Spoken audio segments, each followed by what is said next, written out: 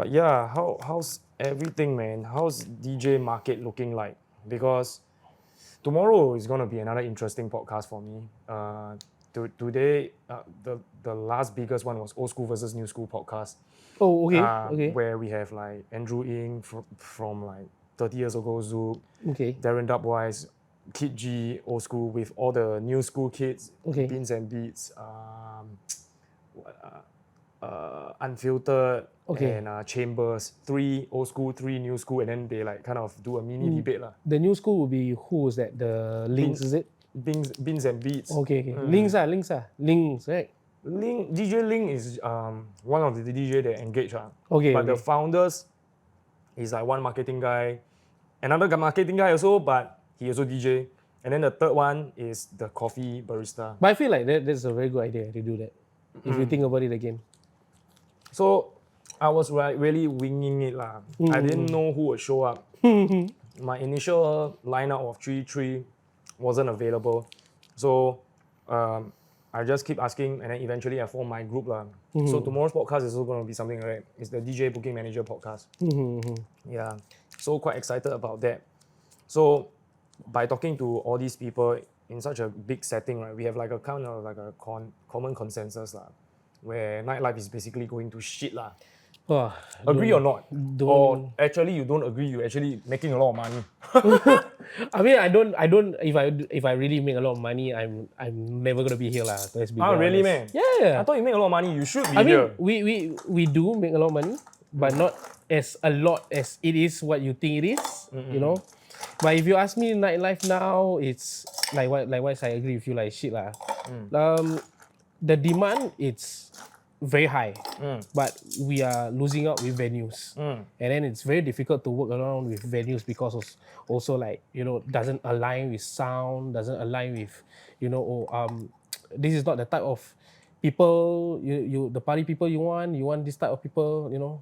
Yeah, they want the spenders, they don't want the party goers. Some venue weirdly wants the party goers, they don't want the spenders. Huh? So, What? Really? yeah. That means they just want numbers. They just want to see numbers. Yeah. They don't care how much the sales like. I ever been approached, I never agreed to it. Because because if I'm going to do that, if I move to another venue, then how's it gonna happen then? And this place wants spenders. You make the sense here? You need mix. Yeah, so I told them, like, as much as I know you are focused to numbers, but I cannot just focus to that. I also need spenders because it has to be well aligned with my mission also, ma. Yeah, so I need these people who can spend. So if I move to another venue, they'll know like, oh, okay, it's like, you know, it's almost the same like the previous place, but you know, the pricing stuff like that, spending wise in the club, yeah. But if I'm gonna bring in a lot of all these party goers and nobody spend, it doesn't look great also at the same time. If your table is empty and all, then people will think, well, like, hey, this event good man, you know, got standard man. But yeah lah, if you ask me, today party is very different. Very different. Does venue kind of like dictate the sound that you have? Oh, by the way, before we continue, you want anything? I can pour you. We go with anything, bro. Okay, you're the bartender, bro. Yeah, bartender today. What the fuck? You want the apple spice one? Excuse me. Okay. Sorry? Okay, this is the orange flavored one. Then this is the apple spice. Okay, I'll let you try this one. This one is the most interesting one. So we go neat or we go mix? No lah. Walao eh. Neat, the hell? Fucking hell, episode 93 already. How the hell I survive until now? Never mind lah. You know, once in a while, new year, new us. Fuck, man. The other day I did with Tanuki Raw. Holy shit, neat. Okay lah, come on, let's go. Okay, come, let's go. Cheers, man. Cheers to the new year. Cheers, man. Yeah. Oh, wow. You're right. It's not too rough. Like, yeah. I'm very used to the taste already, so by now I want to know how you feel, man. Okay, guys, I don't like gin. You whiskey person? I'm a very whiskey person. Yeah. This is the best gin I taste. Oh shit! The best taste. The best. Tanglin Gin. At Tanglin Gin. Okay. Yeah. So got chocolate, got orange, got You poured the normal gin just now, is it? Yeah. Normal. Okay. Oh yeah, there's another orange flavor one. Yeah. Okay. I will try the apple spice gin liqueur. Yeah. Is this good? Yeah, this is good. Okay. So normally, right, I realize it's half and half what I'm about to say. When you bring the party and you're not a resident, right, you bring the sound. Yeah. The venue don't dictate the sound. No. Is that true for you? Yeah, I agree, bro. This episode of Revelry Podcast is brought to you by Ripple Hydration, the perfect isotonic recovery drink for active individuals or after a late night out partying and drinking. Unlike many of its competitors, Ripple Hydration is a sugar-free beverage, a healthier option. This in turn prevents an energy spike and crash situation. It comes in a variety of flavors, and my personal favorite is the lemon lime. Each one of the sachets can be mixed with up to 750 ml of water. And again, comparing with similar beverage brands in the market, it is the most value for money. So click the link in the description and get a limited time 15% off all Ripple Hydration beverage purchases. And now, back to the show. I mean, as much as like the venue or ever said, oh, are you gonna play Afrobeats or are you gonna play R&B? Are you gonna play hip hop? I told them, yeah, we are. But some venues, they were like, oh, we are an Afrobeat venue. That was like, yeah, but you engage us. We are the event organizers, and this is the sound we are like. Yeah. So, happy or not, you gotta take. Give an example like you, Leonard. Like the sound that you play. If I'm going to hire Leonard, it's like I know what I'm bringing to my event. Yeah. You don't hire an EDM DJ to a hip hop DJ. Yeah, same goes to venues sometimes. Like when they come to me and say, can we have a hip hop night? That's like, if you want a hip hop night, then why don't you do a hip hop night? Yeah, I have my own nights that I run. So if you want to do a hip hop night, go get a hip hop DJ. I can source you up for you, and then yeah. So, like you said, I don't agree to venue dictates the sound. But as much as I understand, like the venue, like give an example, certain places like Marquee, example, it's already EDM. People goes there for EDM. People don't go there for reggaeton. I know they have the rewind, the every Wednesday, that kind. Yeah, but people don't go there for reggaeton. Yeah, so I totally understand with the point whereby they want certain sound, but then yet again, as an event organizer myself, I always focus to what I want to do. Yeah, so I have to go to places like this place suits this kind of sound because this sound will attract this kind of crowd. And then certain kind of crowd, and then certain kind of spenders. Yeah, I think it's like kind of mutual understanding. You need to know the club what sound. They also need to know you what sound. Like do a bit of research on your fellow, co-conspirators or something like that. Collaborators. Yeah. I mean, I can't be playing Afrobeats at a dance floor whereby like somewhere who play. Give an example like HQ. They are very popular for techno. And then suddenly, hi, I'm Yan from Party Movement. I would like to do a Afrobeat party here. They'll be like, wait, what? You know we do techno, right? Yeah. So, again, to me, like people coming from a background like mine doing events, I feel like event organizers also at the same time, they should know what they're going to bring to the club. And then like you have to come with the right sound. Because at the end of the day, anybody can throw a party. Right. Even you, if today, tomorrow, let's do a party. But then, what kind of party you want to do? We do like a hip hop party at HQ. Right. Like what? HQ? Because people want to come. So like people will say HQ, but HQ is a techno place. I don't want to come. Yeah. They built a reputation for the people that appreciate underground music. Wow, I don't even know how to go from here. It really is like such a this is like the space where I'm most comfortable with talking to another DJ. As you can see, our podcast is like everybody, I agree. So it's like when you come to DJ talk, right? It's like we really can go like super deep. Like I forget my point. Like how do you?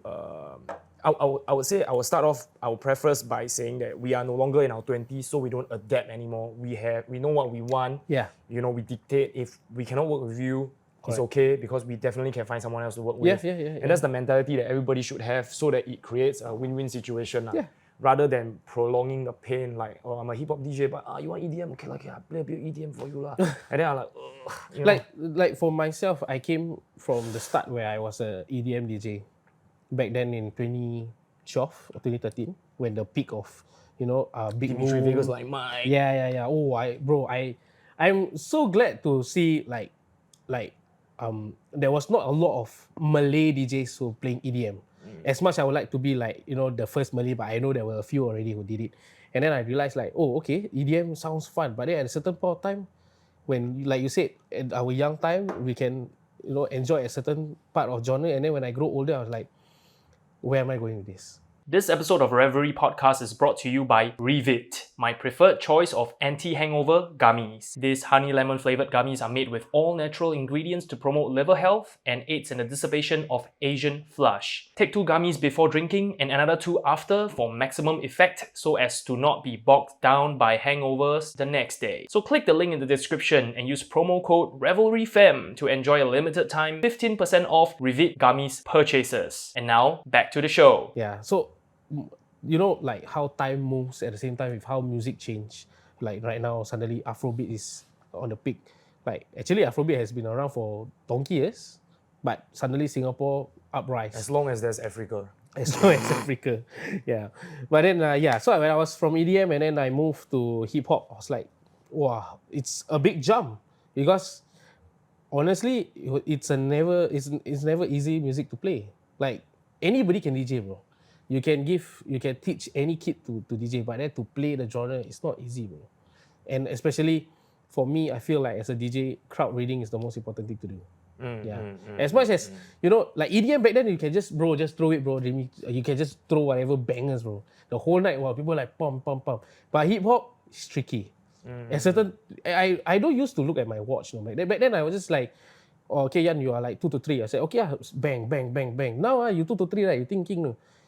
Hip hop 70 BPM. You sure you want to go like 70 BPM? No, can or not? You want to play certain sound? I'm like, oh, cannot. You have to really pick your right track at the right time. Some people don't believe it, whereby like, oh, I can't hip hop, just whack. But it's different. It's very different. Yeah, I can testament to that because I'm reverse of you. I was a hip hop DJ for 10 years, and then I decided to go more towards that house and bass music route, right?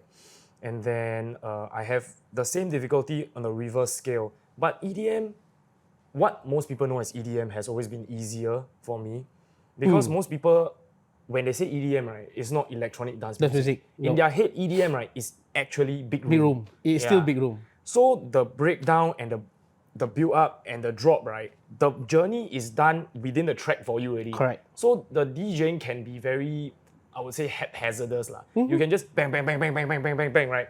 And people will just go, oh. Yeah. But whereas hip hop, right, if you think about, you don't look at the lyrics, you don't look at the instrumental, you don't look at the artist, you don't look at the music video, you don't look at the culture, right? You just look at purely, right, the technical energy aspect of hip hop. It's very flat, same as house music also. Yeah. So how you DJ, how you transition, and how you bring in the track at what time, right, matters much more than just simply dropping bangers. Correct. Yeah.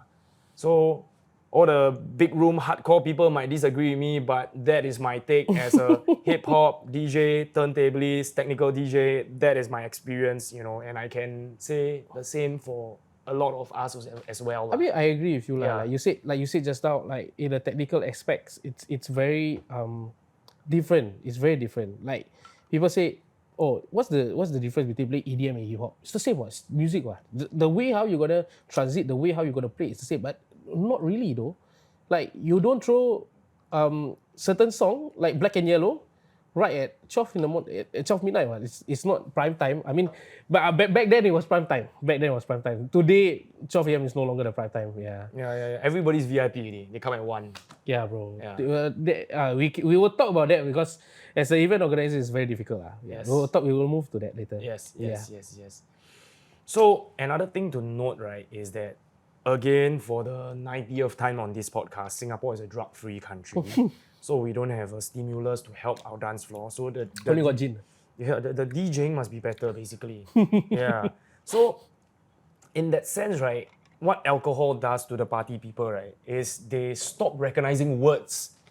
When you, so like for example, like humble, hey, I remember someone just, you can sing, right, at the peak hour, but then at closing, right, it is technically a 75 BPM song that you don't even recognize the lyrics already. Yeah. So you need actual more hard-hitting sound, right, to like beat the living shit out of people's drunken minds. Correct. And EDM can do that, Yeah. but not hip-hop. So how do you do it, I mean, you have some very hard drill UK hip hop lah. Yeah, But then yeah. that one also a bit too ulu. Then later people don't recognize. recognize. So you have a lot of like this kind of like dilemma when you're like DJing hip hop, you know. And hip hop is also like so fickle. Sometimes 8-bar transition, sometimes 4-bar, sometimes 1-bar, and then you need to be like, oh So shit, sometimes shit. I don't know you ever kena. Yeah. 5 bar, suddenly, like usually it's 4, then the 5 you go in. Then a bridge. Yeah. Wow, bro, that one really annoying, bro. Especially if you do not, I mean, for me, every DJ, I always tell them, practice your music so you know what you're gonna face during when you are live on stage because you don't want to look like crap. Yeah. But then, when you kena a situation that you're like, alamak, how ah? Then you think about it again, I should do my practices, yeah. That's my always advice to all DJs, especially the newer ones, yeah. Okay, this is something that I encountered for quite a while already, but I finally come to terms with it only recently. Do you find yourself not using the headphones 90% of the time? Okay, Leonard, I'll be very frank with you, right? Yeah. Only the start of December, right, I actually never use my headphone. I also. Only in December. Yeah. I did not, all this while, right, I always monitor it. But Stick to it's, the craft. yeah. But then when you, I don't know about EDM lah, but for me as a hip hop DJ, I always used to monitor like, okay, but actually all of my sets, right, I already know like what song or how the song goes until to the point where like, you know what, I don't need my headphone anymore. Yeah. Yeah. But then it becomes a talk, you see. People like, this DJ never use headphone. This one real DJ or not? You get what I mean? But I don't know about you, but have anyone told you or asked you, right, what you actually do with your headsets? Have you ever got question about that? Once, very rarely lah. Yeah. Very rarely. I guess because a lot of DJ videos I put out online, it's no headphones, but it's all turntablism routine. So they thought that is what a DJ should do from my perspective. So they're like, he never use headphone and everybody think it's great. He must be doing something right, that kind of perspective. So rarely people ask me, maybe once only. I mean, end of the day also this headphone debate, right, for me, I feel like if you're already at home practicing your set, I don't think you require it. Unless you really like bad sound, in the club, it's not really good quality, then you really require it, then you can just hook it up lah. But I don't feel like, like it's in today's market, like, every DJ must have headset. I mean, as much as it's good to monitor, especially if the console comes not in great condition or what, cannot hear, booth is not that well. Okay, there I totally understand. But I feel like this debate whereby, does DJ need headphones? Yeah, you still need if you. I have bullets, certain songs, certain of my sets I have bullets whereby, like maybe last week I played this or next week I'm gonna play a certain set, but then I never played this, then I put it in, then I will put it on because I don't know if it matches the key, matches the sound. Yeah. But yeah, I agree with you. I only like lately, like in December there I never wear. It never became an issue, but people start asking, hey, how come you never wear headphone? Then what am I supposed to say? Then I just tell them, I'm used to it and I know how the track is going to sound like, and then I practice at home. Yeah, that's it lah. I don't feel it's a wrong thing lah. Yep. If you do not know how to beat match, then that's a problem to me. Yeah, for me it's part and parcel of technological advancement. Do you still remember the day where it feels so weird to take your first selfie? And now it's like every day, selfie, like 1,000 people behind. No kick already, Yeah. So it's natural part of technological advancement. I have literally the screen to tell me whether it's in sync or not. Correct. And then obviously plus my 15 years of experience, right? Like sometimes I can all my videos sometimes will have people on a 3-second me. I can 3 seconds and still down there beat matching, I agree. Yeah, so I don't have time to look at the screen, I still can do it. I got a screen, I still can do it, So I have nothing to prove. And I learned to use sync more and more. And then I realized that as an open format DJ, I can become wilder and wilder. My sets are literally like house to techno to rhythm dubstep to Afrobeat to melodic techno progressive house. Dude, I play that every single Saturday, and everybody thinks it's fucking awesome. At least like the 10-20 people that come and feedback with me. They love it and it's my signature, and somehow, over the years I got scolded by Jeremy Boone, by Coldflow, I developed it into my style and I managed to make it like flow seamlessly. And a lot of that requires very fast mixing and beat matching, right? where you can hear the mistake over the span of 30 seconds and correcting it, right, is no longer enough to suit my needs anymore. Yeah. I have to like beat grid, use visuals to sing, or I have to use the sing button. Yeah. But honestly, I don't prefer the sing button on normal transitions because of the turntablist habit. The turntablist habit is to Q drop and then okay, spin back, Q drop, right? Yep. The problem is, right, when you want to sync, right, you need to press master and then sing. But then when you Q and you reverse back to Q, right, the master will change to the other side. Yeah. Then you kanchong spider. Then you like, shit, so now it's turn this fader to up this BPM instead of turn this fader to up this BPM. Yeah, so I really try not to because of fucking, I already got a screen already. And then so end up, I don't even use the headphones 99% of the time. The time you see me use headphones, right, is I'm trying to do something that's not within the plan. Okay. Yeah. Same. Like I told you just now, I told you the part where I played my bullets, right? I got my bullet songs. Yeah. That's what I do. Yeah. Because those are the times where like, actually I didn't plan to play this song, no, then I want to play. Does it gonna fit? Okay, that's it. I think we are in the same page. We're in the same page. Yeah. And then sometimes it's like, okay fuck I play this set too many times already. Let's think of a trick mix on the spot. Sometimes I will, right?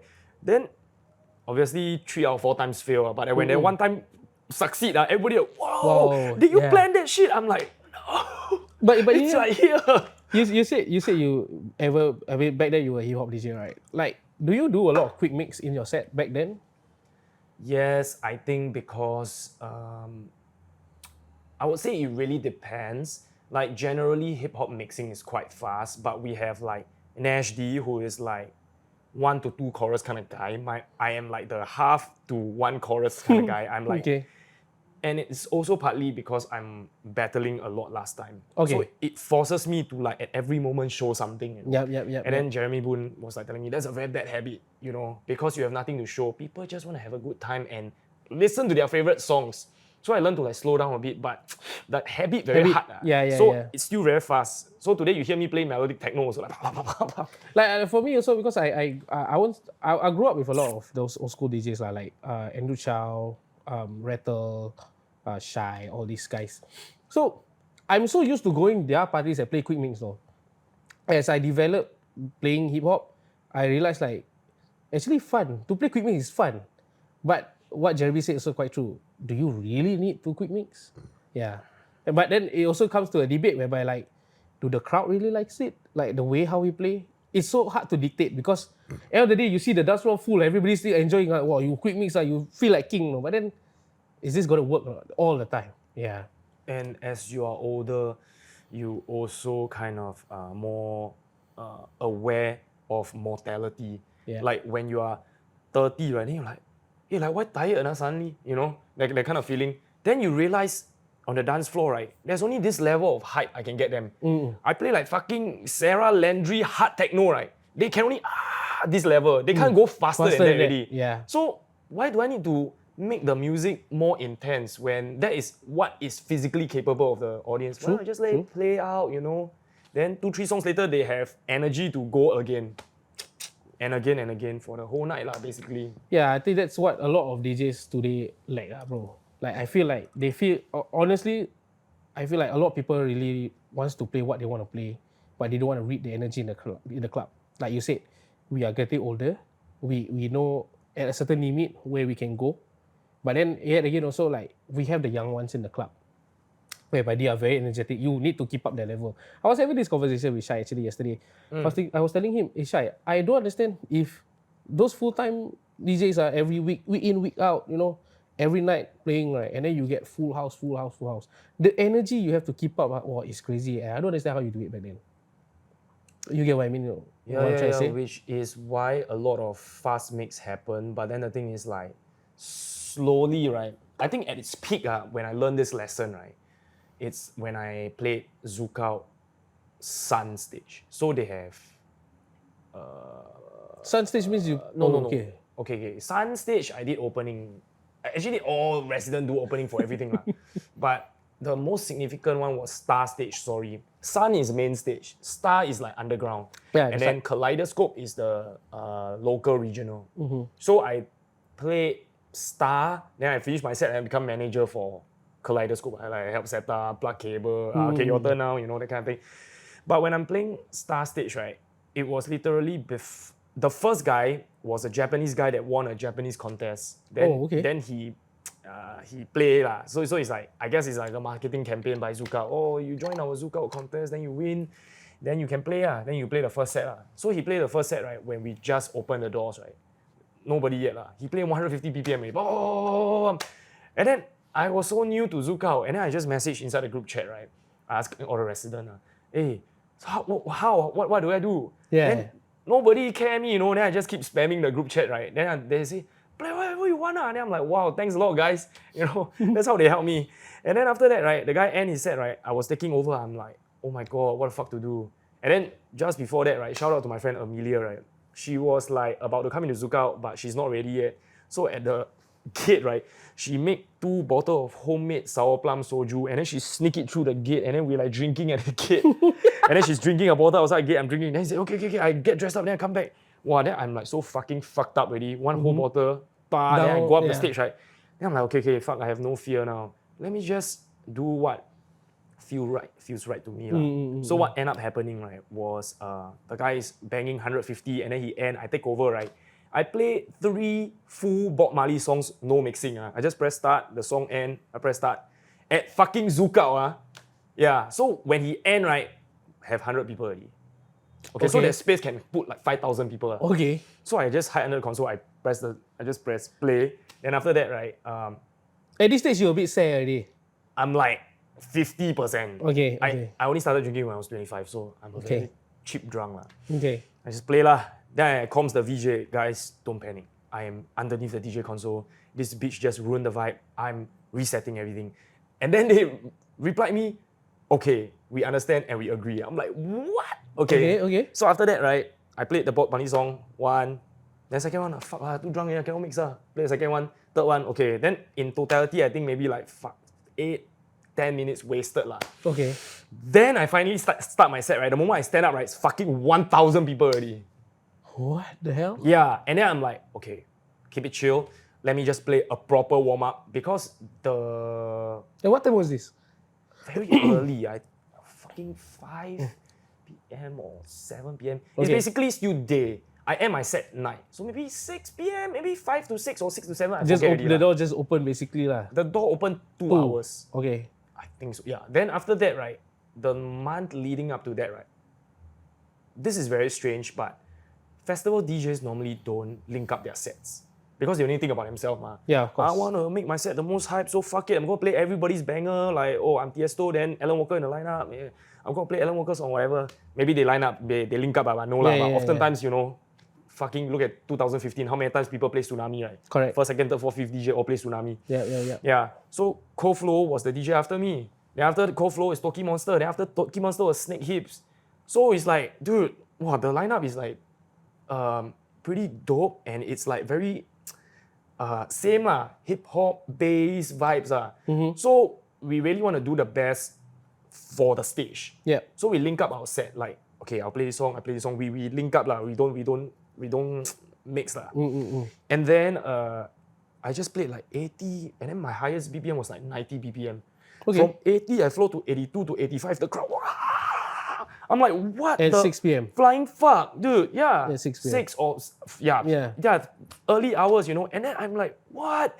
And then I'm playing like trip hop, glitch mob, fucking I don't even remember there's this like Tim Ismac, you know, all the glitch hop, trip hop artists, you know, Edit, Perk Pie Track, you know. Yeah. And, wow, everybody going nuts. And then I realized, oh shit, you don't actually have to play cheese all the time when you have enough people in the right mindset, right? Correct. They will just like Vibe with you. vibe with themselves. Yeah. And then you can like throw them proper mixing, slow, right? Drag it out. And then the next song introduce, wow, then the impact hit harder. Yeah, so that was the point that I realized. By the time I end my set, it's like 5,000 people, and then I hand over to Cold Flow, right? Yeah. Cold Flow rarely say I'm good one, okay? He always diss me one. But then he's like, good. And I'm like, I want to cry. But that's always like, you know, like that's me every time, right? Whenever I play at events or I play for someone's event, right? And I know like, oh, then I got some OG DJ, right? And then I'll be like, bro, every single time I play with OG DJ, right, I will shake, bro. I will be nervous as hell. Yeah, of course, you will be judged. You will be judged, of course. You'll be like, they are in the game for damn long. And then I'll be like, I just started into hip hop, and then like, you know, then I told Shai, because Shai and me are very close. So I always tell Shai, I'm very nervous. No worry, bro. You just do your thing. Nobody's gonna judge you. Nobody's gonna say anything. And then I did my opening set, you know. Opening for me is very tricky because, especially the OG DJs, right? They always judge you because they want to know what you're gonna play, how are you gonna play, and how you're gonna set the room. Yes. Because, bro, you cannot. I mean, like I told you lah, like when you do opening, right? You just want just good mood, not the hype kind of mood, you know. So I was thinking, oh shit, okay, let's just play, you know, back to 2000 R&B, pull a bit. Then 12 o'clock, okay, maybe 1 or 2 bangers, but not the like crazy ones, and then handover. But at the end of the night, right, I always like, bro, you did very well. Wow, bro, I'll be like you, like, wow, heng. Now kind of brutalized. Yeah, bro, yeah. Yeah, so that was like the turning point lah for realizing that, okay, you don't have to whack everything. yeah. Because you only whack everything, right, when you're not certain. Like, you can literally take all the, I don't know, SWAT movies that you watch, right? The calm and collected captain, right? You just like go in, 2 bullets, poop, done. You know? Don't need to like demonstration of firepower, bro. Brrr, You know? Spray everywhere. Don't need spray, bro. Just toop, done, you know? Yeah. And that is like, it takes time for you to understand this. So back to a little bit about party movement, right? Yep. You said you have 3 parties. Earlier, we discussed your first party, which is the all-girls party. No, the first one was Tasty, and then La Yeah. Flavor, and then La we have the Flavor. all-girls party. Okay, so it started with Tasty lah. Yeah, okay, so basically, Tasty was run by DJ Shai. He started this out.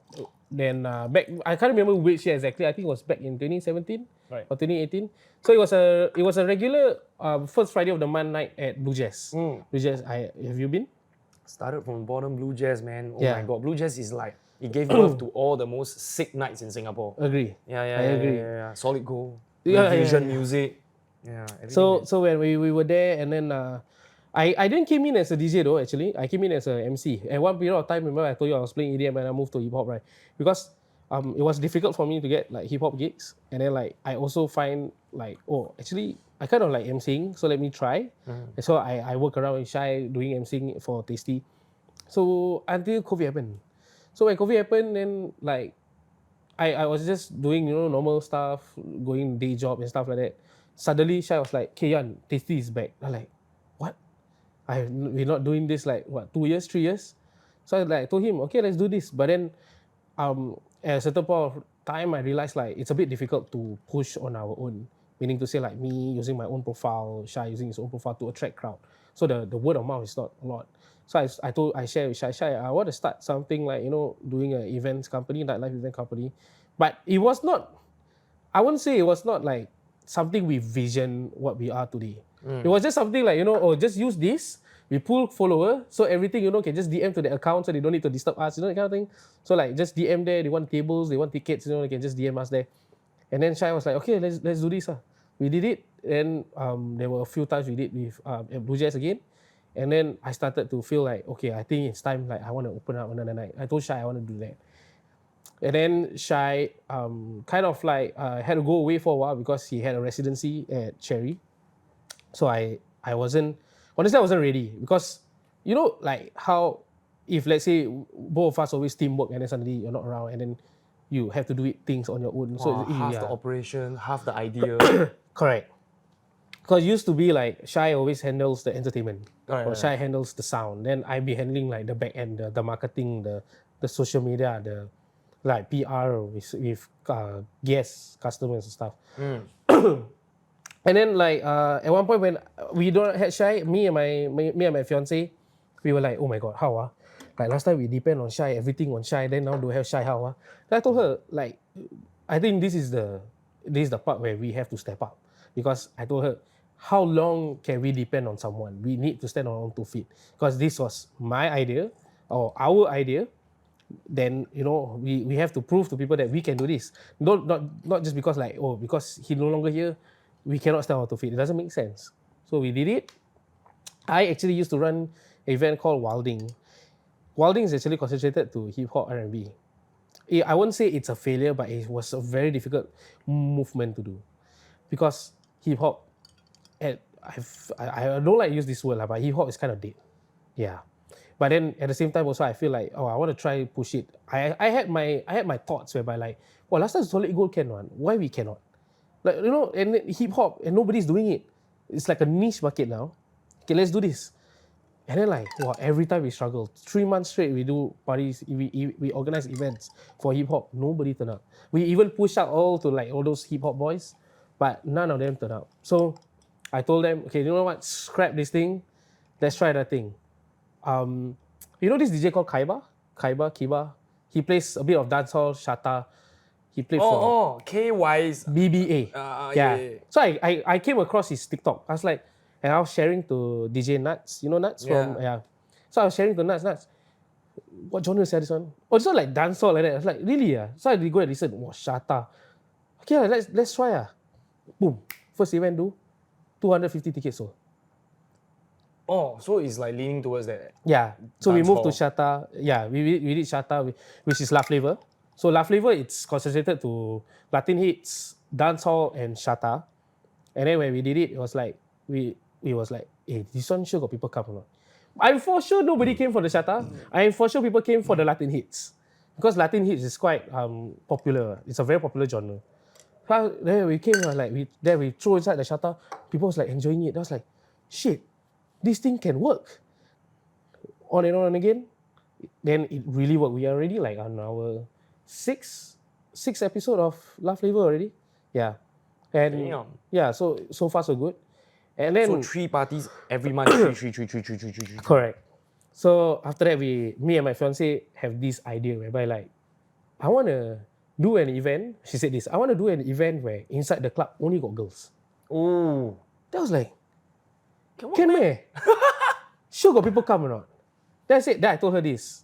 But I thought previously we have Her Story and all these LGBTQ events where it's concentrated to those kind of people. And then I told myself, wait, if all girls party is basically all, then she said, yeah, all lah. That means you're straight, you're not straight. You straight, not straight, come . Yeah. Then like, okay lah. So I share this to Nuts. I say, Nuts, I want to throw an all girls party. He also same Then reaction. the DJ how? Exception lah. Okay. Exception lah. Wow, happy that. But I got my fiancée lah. She's the dog girl lah. She's the lady boss. Cannot She's the lady boss. So Security. So, but we came up with our ground rules. Like me and Nuts, we came up with ground rules. Like if you are DJing, I'm not. I'm outside. Have to work the floor, work the door. So like I don't want because the idea of Vixen was to have a safe space for all these ladies. So like, I mean, boys will always have like, hey, come on tonight, boys night, come. Leave your wife at home, leave your girlfriend at home, come, we go out. But girls really have that. So when you plan ahead to have that on a calendar, these girls or these followers, they know, hey, got girls party. These girls was like, okay, hey babes, go and block your date, okay? This date we are gonna go for Vixen, we're gonna party, only girls. Damn. The guys won't have to be insecure. It's like, what can happen on that night? These girls won't flirt, these girls won't do anything. No guys can enter. At the same time also, they don't feel like insecure. I feel like some ladies when they go parties, they don't want to be close with the guys. And I realize also at the same time like, this event too many guys, no, I don't want to come anymore. You get what I mean? But there's no, this party too many girls, I don't want to come. More girls, better. Better. So Yeah. the very first one we did was with me, DJ Nut, and was it Casey? Was the first one? I think it was Casey. Yeah, Casey. So 3 of us we played. Then I was like at the early hours like shit, like nobody lay. 11 o'clock. So these days we don't start our parties at 10. I don't know about y'all like back then. I remember back then I always start like 10:30. Freaking door will be so full. So we open at 11. Half an hour, bro. Nobody. I was like, but my ticket, we sold the tickets, but they're just not here. It's like I'm thinking, are they gonna come? Suddenly, 11:30, the queue was damn long. By 11:45, 11:50, tables were all set in. the crowd was just there already at the dance floor. I was like, okay, let's just enjoy the night. And I thought myself like, oh, this is not gonna happen, bro. Boom. Bar sales came so great. It was a lot. I was like, what the hell? These girls can really spend? As an event organizer, you also have to, make the venue bosses happy, knowing that, this is something we never did before. And then like these girls, they really like, they would enjoy. I told myself like, the next thing when the end of the night, they asked me, when's the next one? Whoa. Then there's demand in it. So I told Nat, let's just do this. And nobody in Singapore copied this idea yet, huh?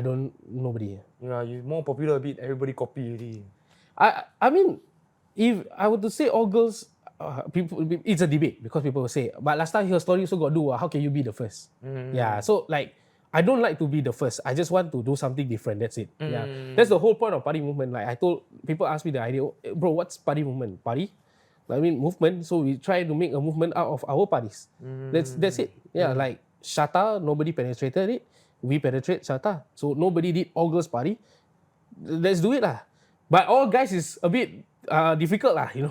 Yeah, all guys is a bit more difficult because you guys are a bit more, how to say, I won't say hostile, but they are not going to be a bit comfortable with certain people. So I don't want to create such, problems. And then also you create a different attention.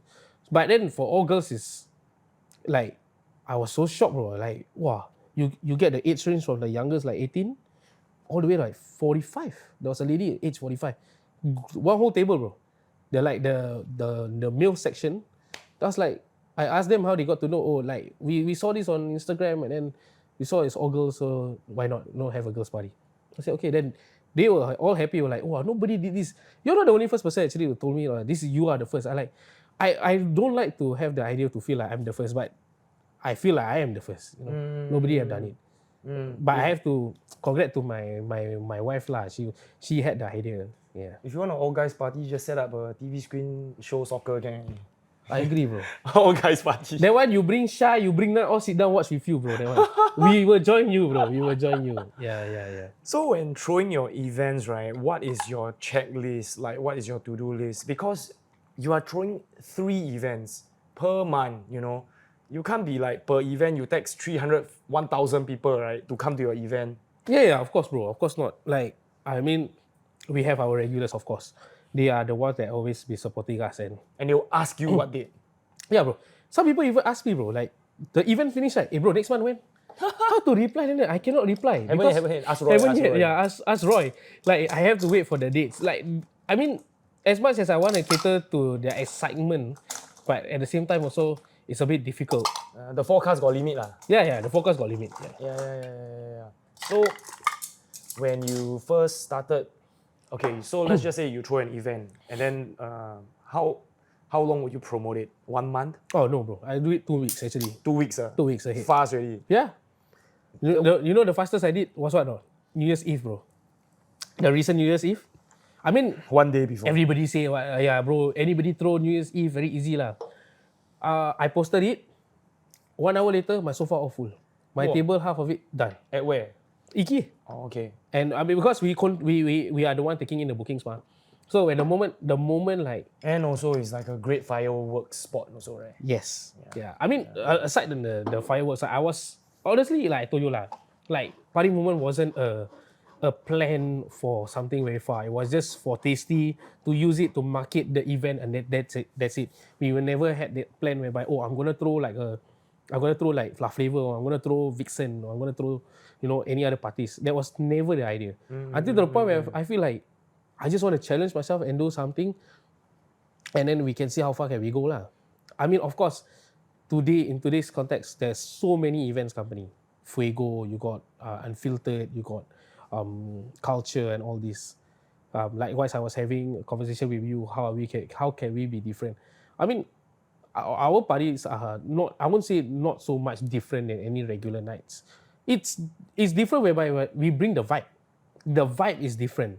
You go to the club, it's mainly like it's the same vibe you get.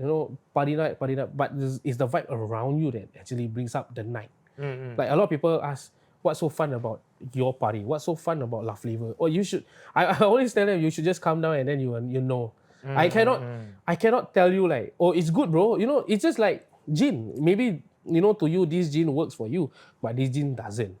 So when people come and then they experience that, I always have this good feedback whereby like, oh, bro, just let me know when the next one, bro. Let me know. Whoa. Yeah. So I like, to me, I find like, okay, so Party Movement created that vibe that I don't like to use the word culture, but the vibe that people wants to be in. Yeah. But I'm happy because like end of the day, like I get guests who like, sometimes our events are clashed with other events like Figo, like, you know, most of the events out here. And I always tell them, feel free to go anywhere. I don't force you to come to my event, because I mean, like, if you want to go and eat sushi, there's so many sushi places. I don't force you to eat at Genki Sushi. You know, there's so many things. So like I always tell my guests, you go on a spot, go ahead. I don't stop them. At the end of the day, like you know what's for you. Oh, I go here, I get to listen this. I go here, I get to enjoy that. So what do I want to hear most? But I don't know, like I feel like people, like the party goers these days, they don't really know what they are in for. Yeah, they just come for the sake of like, I just want to be in this, you know, I just want to be in this like circle, or this fun circle, or this event, right? Got this circle, I want to be in there. But when they arrive, then they complain, they say, oh, this music or this hour is so boring. So to me, I still feel like people need to really know, to educate themselves whereby to follow the DJ instead than follow the night. Like I was telling you just now, like I would go Zouk was because of like certain DJs, like example like you, I'll go down for you and listen to your music because I enjoy your music. Yeah, I won't go to like I don't really listen techno. So I won't go to techno places, of course. And if that night at Zouk, if they are playing techno, I won't want to go because I don't listen to it. But then when today's people like just come down, oh, what are you here for, bro? Oh, my friend, you just want to drink, you know, enjoy. Oh, I'll see the difference already. Like the change from back then to today. Like how people no longer follow the DJ. That's why I always tell a lot of people, when I play, I don't expect a lot of people come for me. But when I play, I can assure you, you stay at the dance floor all the way to the end. Yeah, I think it's a better deal. Because I want people to enjoy. Like, that's the most important thing. So end up now people follow the night more than the DJ lah. Correct. Which is why it's more profitable to run a night as well. Exactly. Yeah. Exactly. Yeah. So back to the logistics of having a night. Do you all create like, I don't know, mass send WhatsApp group or email list? Do you all like today all Telegram, Instagram. Yeah, we only run those kind. I mean, tickets are all by e-ticketing. So we got all this Eventbrite. So by the time we post it out, I always tell to my crowd, just follow and then, you know, subscribe the thing. What's it called? The notification thingy, the bell. Instagram. I just put that on. You know, whenever we post it, you guys will see it. Yeah. Right. Most of them do it lah. So they know like. Because I know this particular number of people, like whenever our poster come out, like pump, they first like. They're like, this one for sure is subscribe one. That's the power of organic, right? You don't do, I don't know if you do paid marketing, paid boost ads. I mean, when the very first few times lah, when we needed the extra boost, you know, when we were, because I can purely tell you that my followers in Party Movement are all pure. Pure meaning, so how I do this is, right, all these new guests who comes in, right, I used to run whereby like $5 off. So if you come in my event, I'll give you $5 off, you follow my Instagram. Yeah, so all of them click follow. So it's all pure. I don't go out by using all those like, you know, paid followers, that kind of thing. So like just to look good on your page. No, as in meta ads. Use meta ads. Yeah, we used to do it. But now then, no, cannot convert. Doesn't work, bro. Doesn't work. We did it before, but like we paid $100 for like 2 weeks or 3 weeks. I can't remember. 100 or 150. We throw quite a lot of money, and then the response is still the same. Like I do ask people, hey, how you all find out about the event? Oh, our friend saw it on Instagram, like on the ads. Oh no, on your page. For what? Run ads for what? Run ads for what? I used to run ads a lot, like the first few tasty. And then I told my guys, I was like, hey, scrap them the ads. We are wasting a lot of money, and then it's not working lah. Yeah. But some people do advise like, hey, yeah, you should run ads. It really works. They're like, oh, okay. So I don't throw a lot of money on it. I do like $50, that kind of thing. Maintenance. Because you see, the ad says it will reach out to like maybe 10,000 or 25,000 people, but the club capacity to 250. Does it make sense though? But then the 200 people might not be relevant, you get what I mean? They might be this age, they might like this music. Correct. But they might not like the style or the venue. Yeah. You cannot really target people that Correct. well. Even you know, when the meta has to say will target the audience, like, or people who like or hip hop, or people who like spotting, it doesn't. At the end of the day, it doesn't. It doesn't help. It doesn't help. Yeah, it's so hard because at the end of the day, it's still for me. It's word on one of the best, bro. You like you played Zookout. I never been. I ask you, hey bro, how's Zookout? Zookout is damn good, bro. Come to Zookout. I went to Zookout. I see your set. Say, hey bro, come Zookout, bro. See Leonard. You get what I mean? Yeah. And then it becomes like every year the same thing. But I was quite surprised how this year got no Zookout. This year don't. I mean 2024. Sorry. I'm still at 2024. 2024. Yeah. Yeah, I was quite surprised they didn't have it. Yeah, I guess running a festival, wow, that one is Not easy, bro. another deep dive lah. I mean, run events is like most of the time not profitable. It's really a branding exercise lah, to be honest. Yeah, but I'm very intrigued, man, by your realization of the likes, because there's I think because we are very live event people, so we are not as social media savvy as influencers, right? Yeah. Where likes, shares, DM, all these, right, mean a lot to them in so many different ways. And I realized that, right, likes is, if it's organically done, right, that means you never do ads on it, right? Usually your haters won't come and like your post one. I agree. So you can see that people that like one, right, actually put in the effort to click, right? They actually want to support you. So that is your people that's willing to support you. Correct. And because of the fact that you're doing organic content, you're not using paid boost ads, right? You can actually see whether a piece of content is doing well or not. Yeah, I agree. Yeah. I agree. Like last time, like certain of my posters, right, we don't have all the DJs for faces, no. We only put the logo. And then we like, does this gotta work? You do A/B testing. Yeah, I do A/B testing. Maybe this month we try and this month no. It's a gamble lah. If nobody come, then then it's like social experiment lah. So we did. We put the logos inside. Then we realized that the response not good. Then my team was like, so how? Put back the faces. Yeah, just put it back there, and then people start coming because people, like I said again lah, bro. People don't follow the DJ. Whereby like, if really people follow the DJ, they know the logos. You know, like, Leonard, then you have your certain symbol of your logo. But then, if they only recognize face, then you cannot do anything. This DJ that they play at this place, he good, let's go. Yeah. So I realized like people nowadays, they don't, like, go back again, they don't follow the DJ, they follow whoever they're familiar with. They seen this guy, they tell their friends, come, that's it. Yeah, no, it doesn't, it's not the last time again. I'm actually quite sad whereby like, I enjoyed my teenage years when I partied, you know. Yeah. Same. Like how it really became a culture. Like, hey bro, see you there 10 p.m. Okay, come, we meet you 10 p.m. Meet another circle. Make friends with them. Hey bro, see you next week here 10 p.m. same spot. Come. Now you don't find that anymore, bro. I question, okay. I opened my doors at 11 p.m. Back then, doors opened at 10. 9:30 long queue. Now 10 o'clock you open, click, then you walk by. Tonight gonna be packed or not? You don't know. And then back then it became a culture whereby we drink outside. I mean today it's a bit more stricter lah, but then it's a culture. It's we drink outside first, okay, then we go in. Now you don't even see people hanging out at the bars. So my question is, where are these party people coming? Where are they from? Because if they don't come at 10:30, they come from home. So what made them not to come early? So I question them, and then they from some of them who respond is like, sometimes we just see whoever reached there first, and then we ask them to see if inside full or not. If inside not full, we're not coming. Send recce first. I like, this is next level. Next level, bro. So how do we counter this problem? This is my current issue that I am actually facing right now. Yeah.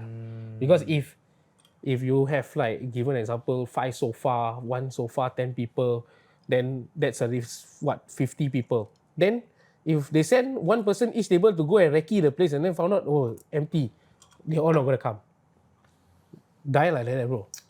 Doesn't this give rise to 5 to 10 p.m. kind of party? Right? I mean, it's good, right? You still can last train. Yeah. But I don't think I don't believe any clubs here or any culture that does it, right? Any party events, like early hour partying. There is literally a collective called 5 to 10 p.m. Okay, I just found this out. Okay. Yeah. Okay. So What kind of music they play, bro? they play underground. Okay. The first party I went, right, they did a pop-up outside Guzman Igomez. Oh, which outlet? I forget. Raffles already. It's some ulu place. Okay. Beside got McDonald's and like Guzman Igomez McDonald's and a bar. Okay. But, No idea where. I Okay. forget where already lah. I was there with Joshua it Dylan packed and out? all lah. Was it packed up? It's very small space So I think there's like 30 of us. 20 people on dance floor full already. Yeah, already full. Yeah, then the rest of the 10, 20 people is like outside drinking, chilling, then rotate, go in and out of the dance floor. Then they're playing like commercial tech house all the way to underground organic house. That's the thing. I don't understand like how White your- mix. the underground music, right? Like they are very supportive. That community will always be supportive with that kind of music. But why, like the hip hop or the R&B, they don't want to support? I just don't get it. Okay, I can go in a deep dive about hip hop later after this, but I want to talk about mainstream versus underground. I just did a podcast not too long ago with Chris Searman. He runs this collective called Wild Pearl. Have you heard of Wild Pearl? No, man. So Wild Pearl is healthy partying. They believe non-caffeine, non-alcohol, Okay. but they can still make you dance your ass off. So how they do it? They do cold plunge, exercise, yoga, then get your natural dopamines up, and then they get herbal tea, to spike the serotonin levels or whatever. Okay. And then you are like getting fucking Hype and vibe. hype, smashing, like people after cold plunge just, and then it's like underground music. And then I asked him this same question, and then he said that because underground music, right, is actually being played in places where you need to look for it. It is not I feel like drinking today, let's just go somewhere random, and then it's commercial. So traditionally, when you go and find underground places, it is a little bit far away or a little bit more ulu. Ulu, yeah. Then you go with a group of people. Then eventually you form a tribe. And realistically speaking, right, you can't continue to stay with a group of people or party at a particular place if all you like is the music. You will slowly start to have shared belief, Yeah. start to have personality traits that are that's able to homogenize, synchronize with each other, Yeah. So that is the power of underground music lah. Because it is rare, it is different, and it breeds a closer knit community. Yeah. Whereas if you're overseas, right, and then I was at Tokyo and then I just saw Huey, the owner, posting about it, and I'm like, yo, dude, I'm in Tokyo, man. And he's like, you should check out Zouk Tokyo. I'm like, yeah, man, I should, man. But it's the same thing as Zouk Singapore, It is like a different flavor, but it's commercial. So I Okay. can go to Zouk Singapore, I can go to Zouk Vegas, right? I can still enjoy the same quality and the same level of mainstream music. Yeah. But when it comes to underground, right, every club has its own like flavor and sound very distinct. Like I went to Korea, Nyapi, underground as fuck, like it's so deep, like even beyond me, I'm really like an enjoyer of music in general. I like underground, I like mainstream, but Nyapi is like so deep, Yeah, so that's like another signature. And then the decor is like towels and everything, like real voodoo shit, So I guess that's what kind of like make that community tighter as compared to mainstream club. Is like I don't have to like the music, I can just be there. Yeah. Because 99% of the people will like the music. Because mainstream, right? So 99% of the people will like. I don't know, the music doesn't matter. Because everybody's so hyped, it will make me feel hyped Hype. also. Yeah. So do I need to be friends with all these people? I don't have to be. Yep. Because if I don't enjoy here, I go somewhere else, gonna play the same thing. Yeah. Yeah. I don't know. Just maybe the sound system a bit different, but honestly, the crowd, who cares about sound system, right? Oh, I care, bro. But the crowd don't care. Yeah. They distort or not, they also don't know. No, somehow if like those DJs that don't play well, don't mix well, we at the back here like, we give that face like, heartache, no. You spend your time to beat match so good, practice so hard, and then you get those DJs who just like anyhow mix, don't care the BPM, just slam here, slam there, and they get the crowd. Oh, then you'll be like, what the hell am I doing, sir? What am I doing that I'm not doing? No, you got this kind of DJs playing. So, end of the day, like you say lah, like commercial versus underground, the vibe you cannot challenge on. Yeah. As much as how I try to be different in party movement, I still cannot find the underground events. Yeah, they will always win though. Yeah. Underground is just like, they're really not affected by the change of time and everything. Maybe a bit lah, because I got talk to the tuck shop people also. Like, they would love to play like true blue, hypnotic, raw techno, right? But now got hard techno already, and it's taking over the quote-unquote underground scene. And then now they have no choice but to slot in here and there, just to keep the business viable. I actually still a bit confused though sometimes. Because I'm no longer in the EDM scene, so I don't really keep up. But then sometimes I feel like techno and hardstyle almost sounds the same. It's so hard to tell.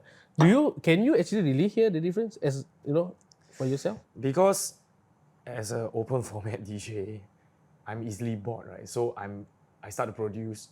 I also produce a lot of genre. So I did like acid techno, driving techno kind of track before lah. And the kick is different. Okay. Yeah, the kick drum use is different. And from there you can hear how the bass lines sound.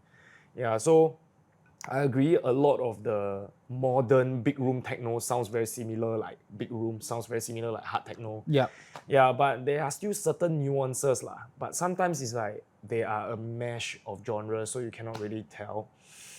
But as far as I'm concerned, right, I don't really overcomplicate things. If it sounds big room, right, then it's something that the true underground people will not adopt lah. Yeah, Yeah, of course. yeah. Of course. Because there's just this feeling, like I don't have to be on drugs, right?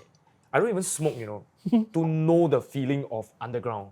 Yeah. When you're there long enough, right, you just know that vibe, that hypnotic, like wow, you can. Sometimes I feel like at an underground party, right, I don't even need to drink, right? I just focus on the DJ and the music that they play. The transition is like 6 minutes long kind of shit, right? But you are so in the zone, right, that you just forget about your worries because you are so fixated on that rhythm and the ebb and flow. Yeah, it's very hard to explain in words, but you have to be there to appreciate.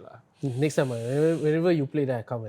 I don't play that underground. I'm like the middle guy, I can appreciate both, but I don't play the extreme end. So that's the problem. But I will go for both, But are there a lot of like for techno like yours? You were saying, like, are the underground music more appreciated than the commercial to you, to your perspective of view?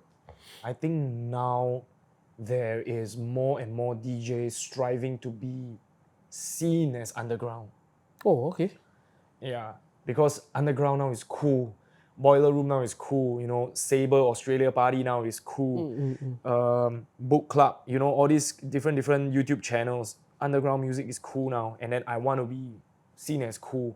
And then what happens to 99% of the people that don't care about music? They just want their Timmy trumpet, Then there's nobody to fulfill that quota. Yeah, and even if you play mainstream, why will people come to your venue and not Maki or Zouk? The sound system better, the VIP girls are better. Some don't even have VIP girls. Toilet is much more cleaner. Yeah, that's why. So, a lot of factors are basically, clubbing is not just the DJ, it's not just the music, Which is why when a night fail, right, everybody blame the DJ. I'm like, why? Yeah. People don't just come for a DJ. There's so many aspects. The promoters, even the aircon. Some people come because the aircon is better, Yeah, I mean, I have to agree. There are certain venues in Singapore we know right now the aircon is whack. Yeah. But that's the thing, bro. If you like you said just now, partying it comes with a whole aspects. The event, the vibe around, the DJs and stuff like that. But who will take the whole blame? The DJ. You agree? I would say traditionally lah. But post-COVID, now I'm not too sure. Which is why tomorrow I'll be asking them this question. Yeah. I mean, they're all DJ booking managers, right? So technically they are like the DJ's boss, right? Yeah, so we'll see what they say. But I would say I would be leaning more towards no lah. Now everybody kind of share the blame lah. easy to blame the DJ like it was last time, but now people are a little bit more awakened already. Yeah. They realize it's not so like one dimension. Because what if the night you switch the DJ, then the night still shit? How? Yeah. Is it still the DJ's fault or the night, the venue or the facility or the service, you know, or the marketing or the PR? So many things. I don't know about you lah, but I've been hearing a lot of those like venues, like how to say, you can only survive if you can bring in people. Do you agree to that? Especially Wait. You can only survive when you can bring in people. You as in the DJ or the venue? You as a DJ. Yeah. I mean, like for a lot of places, right, it's all about pool. But then I realized that is the job of the marketing. If I have pool, right, like I can people. Fred again, Instagram DM. Oh, now I'm playing at Sungai Gedong. Fucking neighborhood park bench now. Meet me at 5 p.m. Then 2,000 people show up, right? Yeah. Why do I need a club? My venue is the park bench, can already lah. Yeah lah. Bro, I'm world famous already. Pay now. Just pay now, can already. Yeah. I wear one t-shirt, is you take photo of me, then you accidentally pay now. You know? I know certain, I have friends who are working in the nightlife, and like, they were sharing to me, bro, they was like saying, oh, like, bro, you know the place I'm working at? They said, yeah. Wow, they want me to bring in people, if I don't bring in people, I don't think I can survive in this industry. That's like, wait, what? I was very shocked. Like 99% of the place. I have to hit a certain quota. You hired me, my job is to play music. I'm a DJ. I'm supposed to play music, entertain the crowd. And now you want me to bring in people. What the hell your marketing doing? I just don't get the idea here. I think if I were the DJ booking manager, I would judge the DJ not based on how many people he can bring, but how many people he can make stay. I agree. Right, more fair, right? Like let's just say I'm the promoter, I'm the marketing person, and then I manage to market to 100 people. 100 people show up, right? Can this guy make these 100 people stay? If he can, then he's a good DJ. Yeah, of course. Yeah. But if you're an artist, then it's a whole different thing. Lah, Because artists need to play a specific sound, cannot entertain the crowd. That one different level already. That one not DJ anymore already lah. That one's like Same more goes to my producer. events, bro. Whenever I do, I hire all my guest DJs for party movement. They were like too bothered whereby like, I always have this thing, you know. All the DJs will tell me this. But bro, I cannot pull anybody to come. I got no pull. That's it. It's okay. I hired you to play music. I didn't hire you to do marketing. What? Why you worry? No, I'm just saying, you know, I'm just worried that, you know, you're gonna like, you know, be very particular on that. Because I don't know about other events, but I'm very fair lah. Because I'm hiring you to play music. I never hire you to go and do my marketing for me. What? I never ask you to go and do promoting and stuff like that. You're not a promoter, you're a DJ. So just, you know, don't worry about it. Right. I got it handled. Yeah, so end of the day, I feel like, even as an event organizer, I feel like every event organizer needs to understand that a DJ is a DJ. They don't come DJ/promoter unless it's DJ/influencer. Okay, yeah, no problem. It's a bonus, you know. Yeah, but it comes with the price lah, of course. Yeah. So that's why I never agreed whereby like, if you're working in this line and then you have to do a lot of marketing work just for the club and stuff like that, unless you're the residency, then you got no sale lah. But if like, you know, you're just a rotation and then you'll be like, oh, you must keep up, guest list must hit. If you don't, then you're not gonna stay. Like, wow, it's very difficult. You know this guy called Tosca Wave, right? Tosca. Yeah, Tosca. Is it Tosca? Yeah. So I got my inspiration from him actually. In the recent days, he posted something along the line whereby he said, like, if you cannot be a residency, then create your own party. That is the only reason why I do party movement, bro. Not because it's not because, don't get me wrong, not that I'm crazy for a residency. And I know like the responsibility as a residency. But it's just that I don't find like I'm gonna be happy having a residency. A lot of these new DJs like, oh, I want to become like this place resident, bro. I want to be like every night I get to play. Yeah, but what much can you do? You can't go out and have fun, you know, like any of the other DJs out here doing freelancing. That's the only reason why I stay freelance, because I still want to, you know, play at this certain venue. I just want to play at this certain event. So I get the opportunity to try.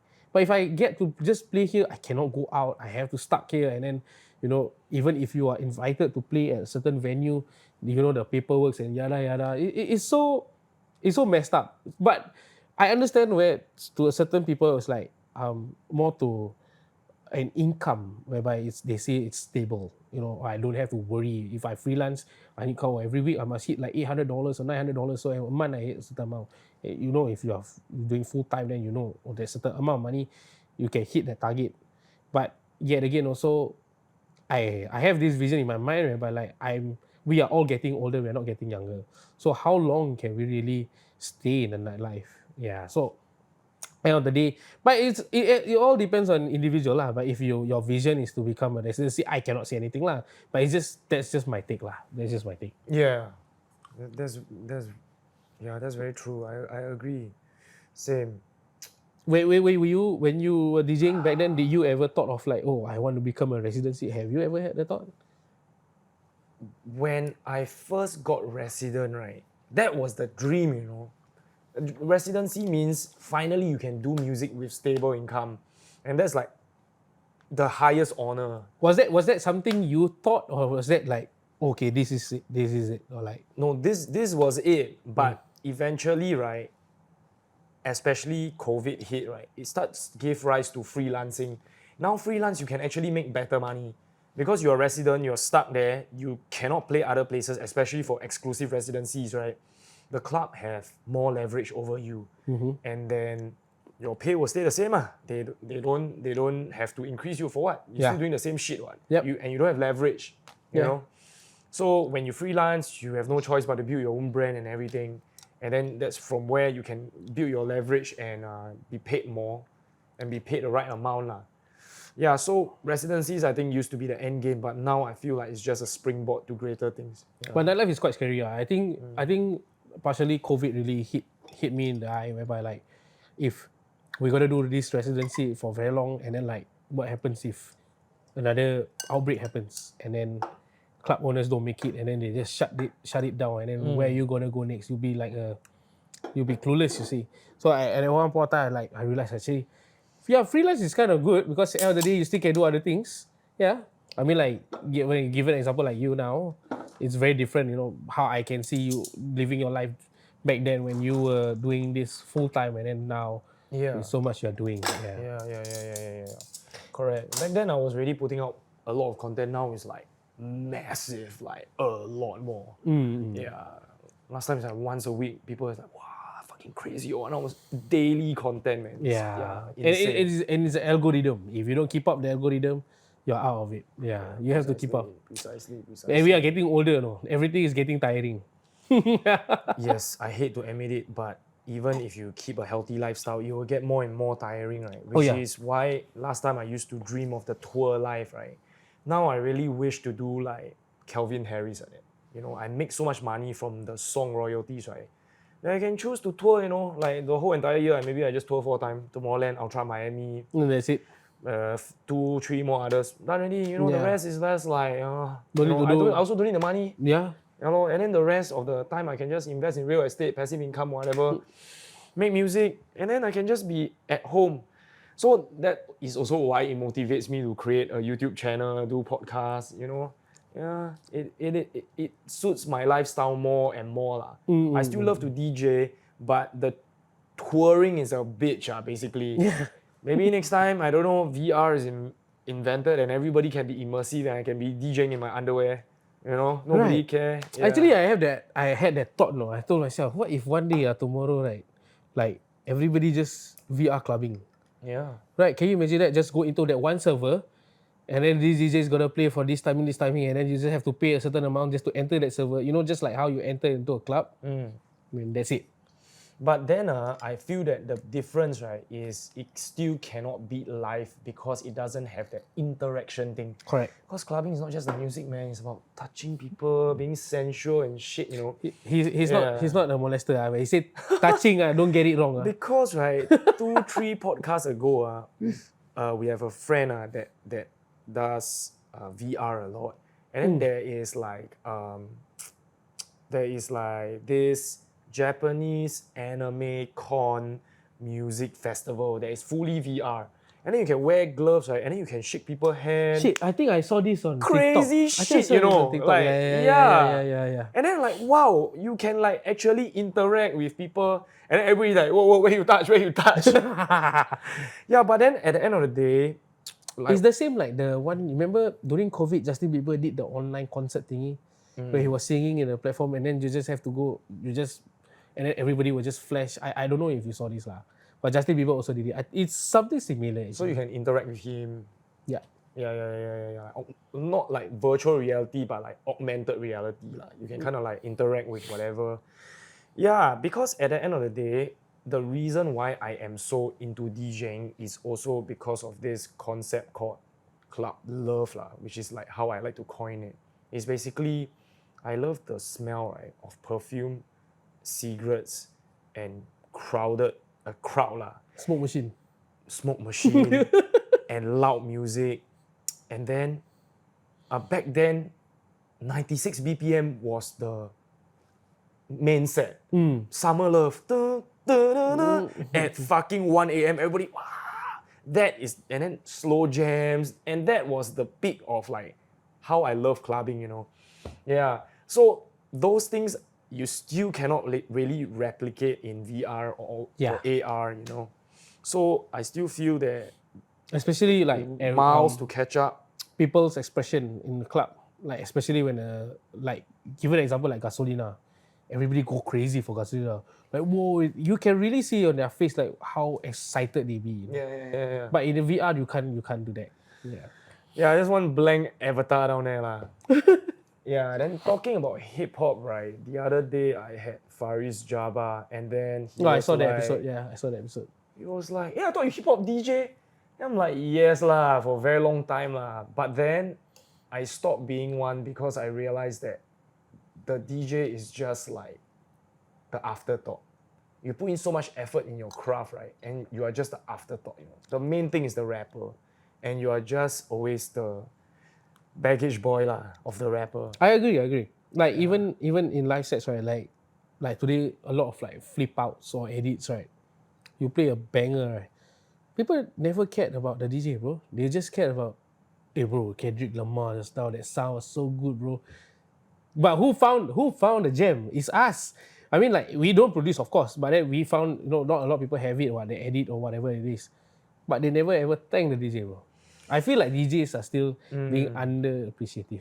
But I understand why also, because as a person that don't care about music, right, you will vibe to who you connect emotionally more to. Right? Yeah. And the lyrics is being written by this guy about his life story. So the guy that play the music, you think you care about him Yeah lah. as a normie lah. So I can understand why, which is why if you're a DJ doing hip-hop events, right, it's not enough. And that is the reason why Solid Gold is successful, because they are not just DJs. They course. have the whole entire b-boy culture around them, you know, which is another highlight of hip-hop. Yeah, and then of course they got do collaboration with beatboxers, with rappers to yeah. spice up the night. So I think hip-hop is really not just a genre. Oh, bro, it's last the time whole Solid Gold culture. was solid, bro. Solid Gold. People, like, I remember I want to go because Bro. you see the b-boys start dancing, right? The culture inside there is just different level. That is one thing you cannot replicate that. That's one thing you cannot do. I had such an honor to do opening for Solid Gold a couple of times. And then I was like, should I stay safe? And then back then, Felix and Koflo was like, dude, just play anything, man. And do it your style, we trust you. And then I'm like, okay, let's do it. Dude, I play some like obscure shit, man. I really play like old school, like not even like snap your fingers, no, like Run DMC? do the stanky leg, yeah. do the stanky leg, that kind, all the way to Dian Wood, which is another like gothic Another side, trip hop. Bro, fucking they know the lyrics, yeah, and then they like fucking breaking to it and shit. And then when I scratch, right, they understood the notes of the scratch, and then they can like vibe to it. I'm just so fucking mind blown, yeah. During that night, it's so crazy. It's like literally a hip hop DJ's dream, you know. But then, yeah, that's the sad part. You see, like as much as it is, all of our followers or that crowd, right, all got old, got kids, and then there were nobody like it did not continue, like that legacy did not continue down towards the younger generation, like the Gen Zs, you see. Something. And the hip hop change. Yes. The hip hop change. Yes. Yeah. So that's the part whereby like the newer generation, they be like, nah, I'm not gonna listen to that. I just want to listen to all the newer stuff. Yeah. Right. MGK, all this new stuff. It's all about Future, me, Travis me. Scott. Yeah. Who's gonna listen to Eminem or all this Run DMC or nobody's gonna listen to them, bro. Yeah. But I think other than the fact that younger people are getting more and more self-centered, older people are also getting more like, these people are dumb, you know? Like, the Do very... you agree? Do you agree? I used to when I was younger, but now as I'm older, okay, a very good example is the old school versus new school podcast, right? We are always talking about interacting with the youths. And then Andrew Ng, COO of OUE Group, and then he used to be the first ever head of marketing of Zouk. And then he said that, I always believe that you need to include the young. Yeah. And then there's this new school girl, right? Maddie, right? She's like 19 this year. And then she looked at all the 18-year-old people. I used to be 18, and then I look at them, they're like doing stupid shit. And then now I'm older, I feel like I'm wiser, you know, I don't want to be associated with them. But that's what we all think, right? When we are 18, then we become 19, then we like level up, you know, 19 become 20, we like, you know, all those teenagers. One up level already like consider crazy, We're not like, we're not teenagers, you know. So then we had to remind her like, but you see, that's the problem. Now we are old, we are like passing the baton to you. If not, this clubbing thing, right, will not sustain. Yeah. Because if you just stick to your group of friends and then they all age together, eventually, right, they all have kids and all, nobody is here to at the dance floor. It's the same like regiment, right? If you are in the army, they don't give any Tom, Dick and Harry a lieutenant rank. You are good at it. The people in it sees you are worthy of it, they give it to you. Same goes to us. If the next person in line is gonna be as good as we are, we give it to you. But that's the problem today. Like it's so hard, you know, to give it to the young one to pass the baton to. Like even for me, sometimes I'm very skeptical to hire the younger DJs, you see. Because I run events. It's very different than you run a club night. Club night tonight I don't make it, never mind. Tomorrow is another day. We got another lineup. We can cover that sales. I only earn that one time that I told you I only run 3 events per month. If that event I don't do well, I'm gonna be dead, you know. So going back to the younger ones it's a bit different lah. It's very different than how like us younger self and today that the young ones is very different. Like that's why I think it's very debate whereby like, you know, like they say the Gen Z and us, you know, don't differentiate them like that. But then it's the fact that it's sometimes they're very self-centered. Yeah. Sometimes when you tell them, hey, opening don't play, you know, bangers. Okay. Boom. Bangers. They're like, oh.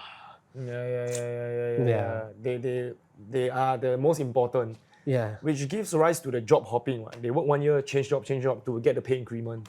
Yeah, everything is them. And you cannot fight them because it's a whole generation. Yep. Yeah. So end up we also can't keep working with the same old people, right? I realized that when you get the cool older crowd at the venue, they make the place look damn nice. But by 12 o'clock, okay, time for bed, they go home already. Bro. They can spend, they're polite, they are happening, but they're not rowdy, you know. But 12 o'clock, bedtime, bye. Goodbye. Yeah, by the time you see 2 o'clock, right, empty already, you know. Then you'll be like down there, like scratching your head, no. Yeah. Especially like the closing DJ, because closing is also the resident DJ. Yeah. And then you'll be like, what the hell is going on here, guys? Yeah. But it's I think like a lot of DJs says COVID changed the lifestyle in nightlife. But I feel like it's not really that lah. It's more like the people who used to go clubbing, they stopped partying because of COVID, and then there was no like last time when we were young, our older friends who are the one bring us go clubbing. Say, I show you this is clubbing. I show you this is drinking. Or I show you this is hip hop. You know. And then you keep going until the point you understand.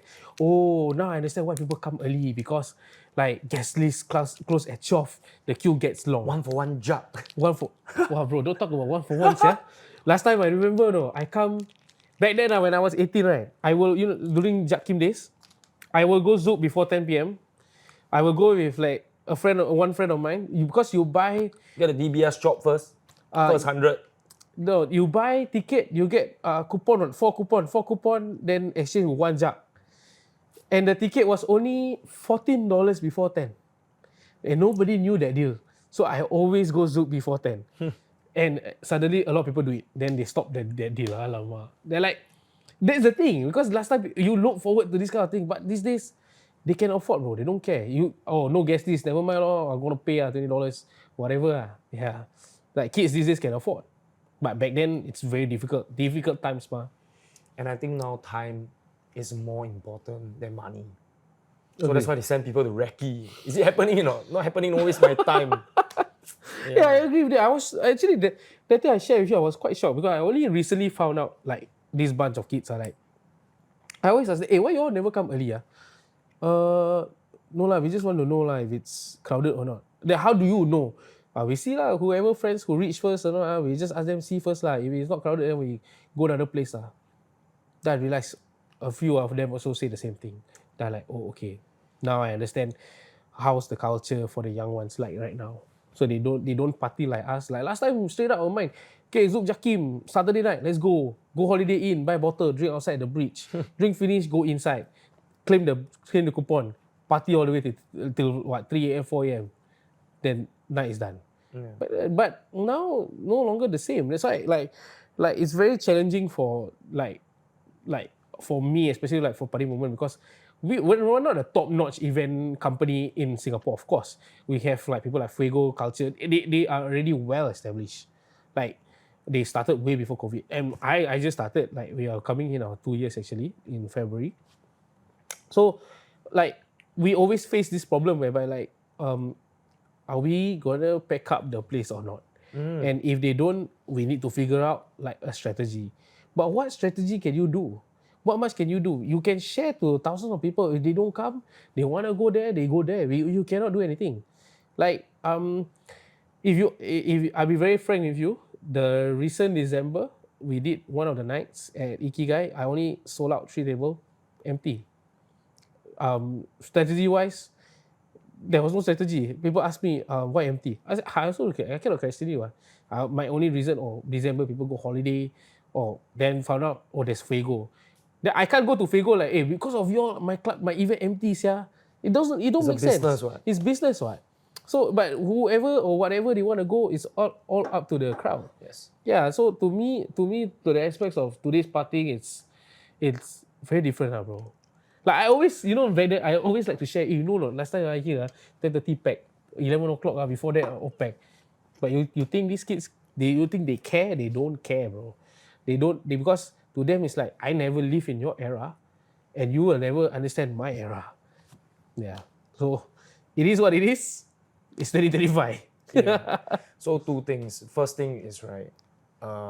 Just last week I had a podcast with Howard Low, the owner of Tanuki Raw and Standing Sushi. And then beside Tanuki Raw, got Genki Sushi, right? Yeah. Genki closed now.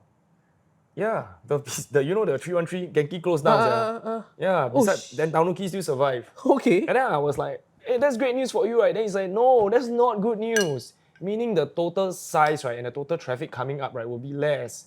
Yeah, because even though we sell Japanese food, right, but we still do different kind of Japanese food. If there's less demand for eating out, right, so sooner or later it will also affect us. So when it comes to like, maybe let's just say you and Fuego, right, if you are not doing well, right, Fuego should also be worried. Like, oh shit, that means overall in Singapore, less people clubbing already. Yeah. So if you are doing well and Fuego doing well together, then it will be like good news. Like, okay, shit, now there's still demand. That's good. It's good for business. That one I agree. Yeah. That's why I told my team. I said to them, we should be very fortunate to see whoever event organizers in Singapore right now, they are doing well, because people have the options to choose. Yeah. And people are still partying and still going for events, means the events in nightlife is still working. If one day you see like people don't go Fuego or don't go Culture or don't go Party Movement, right, and then that will be a question whereby, oh shit, really, nightlife is dead really in Singapore. I feel like nightlife is going to be dead soon, Yeah. Like that's how I feel. Because like people don't go clubbing anymore. People go to lounge. Lounge is the new thing right now, the in thing. Nobody want to go to like you Clubbing don't. is expensive. Yeah, I agree. Clubbing is expensive. So that's why now, like aside from people going clubbing, they'll go events instead. So if what happens if events that are dead? That is my next question in the next 10 years. Yeah, is nightlife in Singapore is gonna be successful or not? Yeah, because I mean, as us DJ, we go overseas. The first thing we want to see, like, let's try go their nightlife here and see and venture out their culture. And then you'll be like, whoa, shit. Back then, I like how Singaporeans would say, oh, you know, Malaysia clubbing down here, Singapore up here. Now I feel like it goes like Singapore is lacking, bro. Like we just go our neighbor, like Malaysia. You party down there, the nightlife industry there is so different. Yeah, I mean, aside than the coming early, right? Their culture also same, like they come late. But like they are more appreciative to music. Do you think because, right, Singapore is such an expensive country, you cannot afford to be doing non-productive activity? Like, let's just say clubbing, right, is to enjoy the music, right? But then you drink too much, the next day hangover, that's a waste of time, right? So it's considered unproductive activity. Then people realize that the best way to control themselves from not drinking is to totally don't go clubbing, so that they got more time tomorrow to work another part-time job to earn more money to survive in this ridiculously expensive country. But that depends. Like I agree with you. I agree with you. But that depends on the age group also. Like yeah, I mean of course like the 93 to the 96, 7, those are the age group right now are going through that phase. But the younger ones like the 2000s, the Gen Zs, they are the ones that like easily making money. They can party all week in week out. But what is it then? What is it that you are really bringing to the nightlife? Like end of the day, it's just partying mah. There is nothing, like you said, it's not for our age now. Our mindset is not beneficial. We're gonna have hangovers. I don't want to fuck my shit up. Let's not do this. But the younger ones, because they never experienced it before, they don't understand how nightlife really, the culture in nightlife like. So again, like I tell you before, like most likely people the hardcore party goers before COVID are the one every week in, week out. I'll be very sure you have seen familiar faces that always come. And then suddenly, after COVID, they don't come anymore. What happened? What happened? Last time I always see you, now what happened? Oh no lah, like stop already lah. Now, getting older, work, yeah. But the younger ones, they never had the older ones to bring them and then to understand what is the nightlife. Like why we come early or why is it important to be early. There's no, I mean, yeah lah, end of the day, there's no such thing as called important. But then, yet again, also, it's also important because you don't want to stuck in a queue. Like last time when you were playing in Zouk, I remember coming to you, I was like, wow, shit, man. Zouk, Leonard starting already, I'm stuck in the queue. I still cannot bypass the guest list queue. that is a very common conversation in the queue. Yeah, that's what I realized also. Yeah, I always like, hey, Leonard starting already, I'm still stuck at this queue, and this one is the guest list queue, like not moving. Yeah, so because it becomes, like you say, like becomes a norm. Everybody want to come late, become a star. Oh, this guy just came, this guy just came. But as us, organization, events or venues, they are the one that are very worried because they have a lot of costing to pay. And also for us, also event organizer, we also have a costing to pay. So if you guys don't turn up early and then not showing up, it also shows a lot, especially to the public. If you don't come early and people are like, wow, this event like gonna be empty only, nobody only. Let's just jump another place. Then they jump already. All this late crowd come in. Then they jump already. Then they like saw on social media, shit, they packed out. They miss the fun. Yeah, so people don't understand the importance of coming early. Like, I always face this, like, I strictly tell them, table to claim by this timing. But they heck care, fuck care, bro. They don't care about the timing. They just come their own grandfather timing. Because if this club don't work out, got 20 other clubs more. So they don't feel the pinch. Yeah. Like to them, it's like, but then when the event don't like we already give away the table and then they come and then they start arguing with us. It's like, hey, we booked reservation already, what? But we already tell you the timing. Then end up we are like the one at fault. So it's so hard to accommodate because like even though we know that they're gonna come late, we put a strict timing also. They're still not gonna come early. So like I told you lah, this is the problem I face today. Like Like I would like to create that feeling that like how it was back then before COVID. People would come early, queue early. It's not because I want them to come early just to look good on my event, but then I feel like the money you pay, I want you to feel it's worth the night. Like there are DJs that you come, like 2-3 DJs that they come, they play for the night. Then let's say it's on a Friday, 10 to 3. That's only like what? How many hours? So if you're gonna come like 12 o'clock, you're gonna miss the first DJ like that. Yeah. So I feel like everybody is important. Don't feel like it's not just because it's just a normal night. Just come lah. But what about your other DJs? Are you? That's why I feel like, are you supporting the brand because of the DJ, or are you just supporting the brand because of the brand? Yeah. So all this comes into mind sometimes to me lah. So just now I said there's 2 points I want to mention. First was the I forget what I even said. Maybe it's like something about The hip hop gin, one. yeah, the hip hop. Yeah. Then the next point, right, I actually wanted to mention, right, was about the people sending their recce. People sending their recce to go and see whether the venue is hype or not, right? So how do you give people a sample of what the night is gonna be like, right, before they reach the place, so that the expectations can be met lah? And then a follow-up question will be, right, let's just say you have you're in Singapore, and then everybody has tons of options. How do you create an unforgettable memory, right, so that people want to come to your party instead of somebody else's? Oh, bro, that one I always. 2-part question. Wow. Okay, so for me, like for those like who never been to my parties, I always they most likely saw my Instagram. I always relate to them all my videos, all my past events. Yeah, I mean the video shows much, but yet again also like all the photos about the memories they can make in the event. Like I hire photographers, I hire videographers, for all this. It's not for the sake of the moment for the DJ playing, never, no. It's the people ask though, like, why you got photographers, why you got videographers?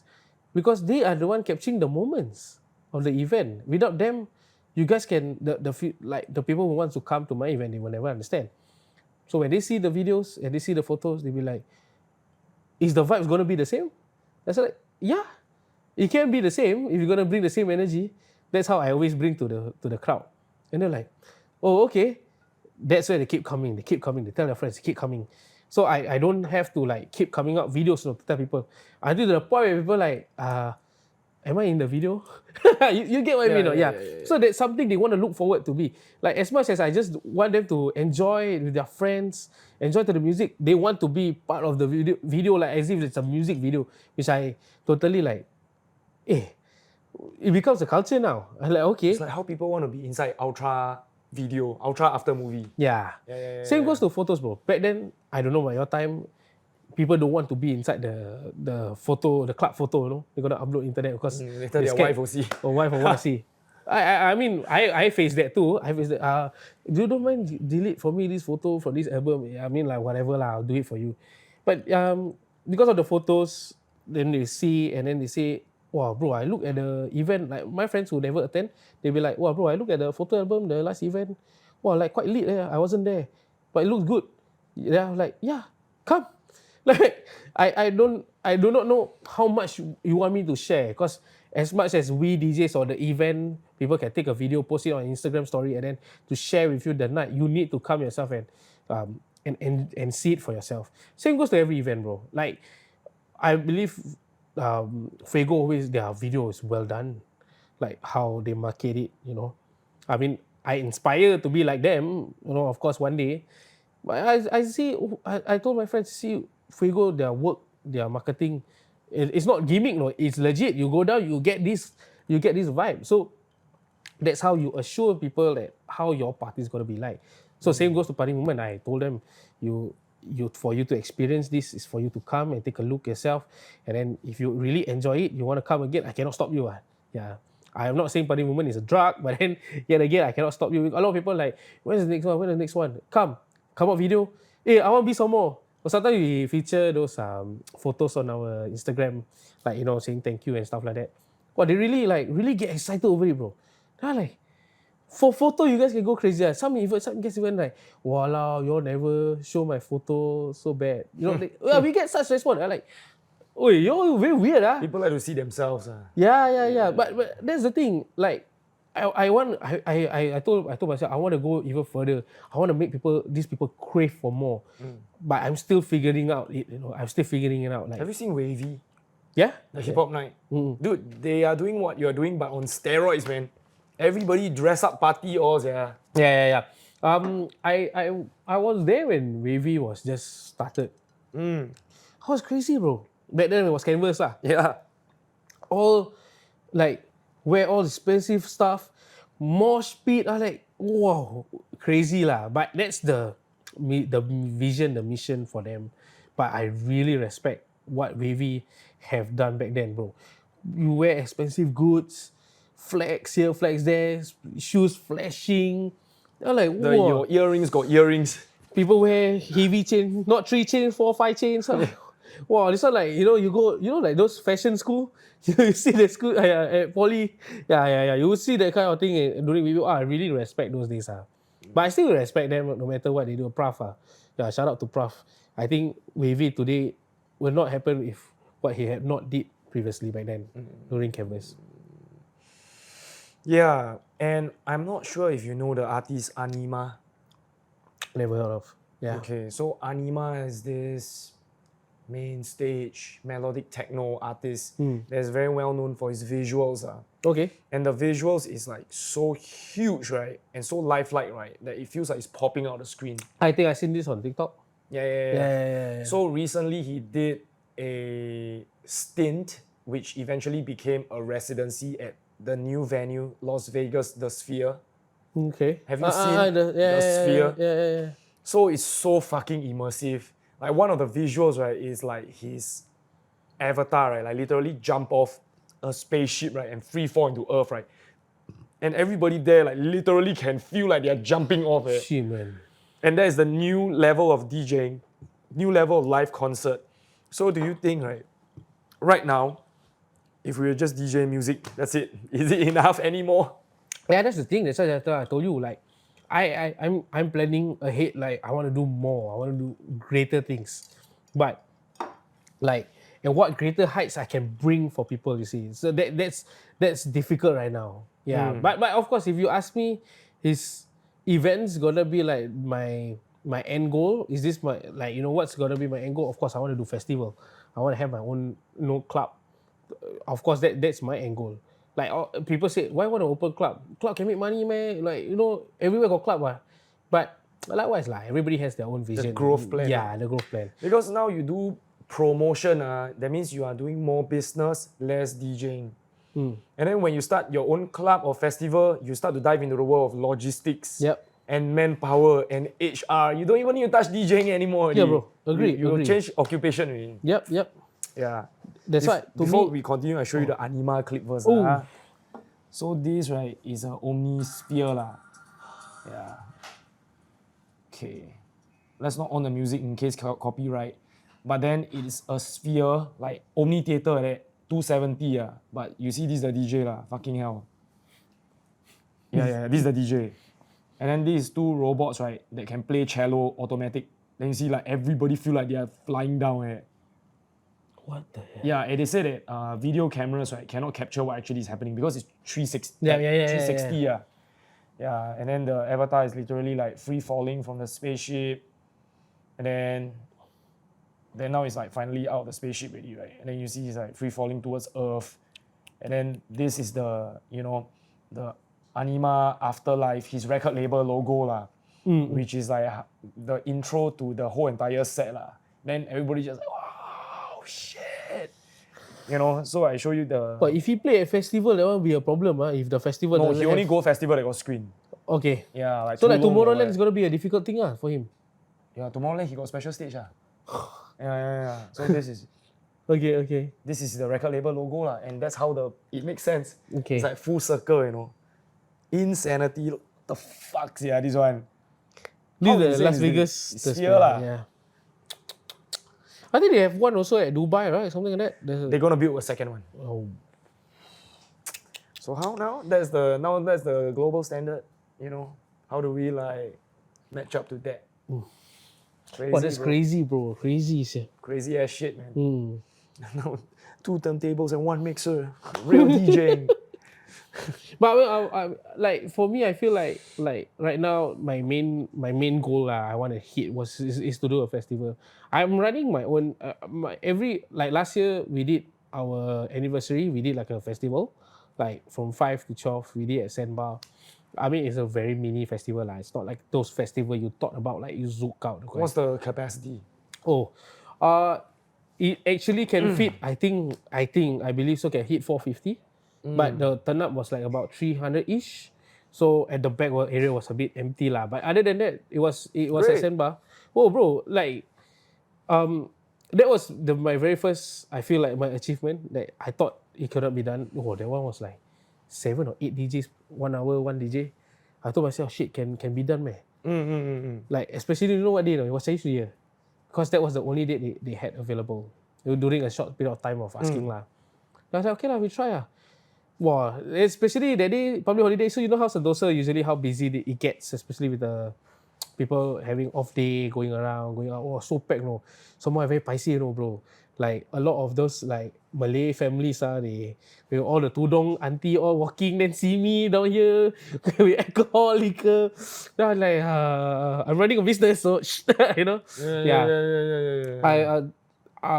There was nobody at 5 p.m. We had reservations lah, but we didn't expect, because from paper you just see like a list of names, but when it's filled out, right, you'll be damn lit, bro.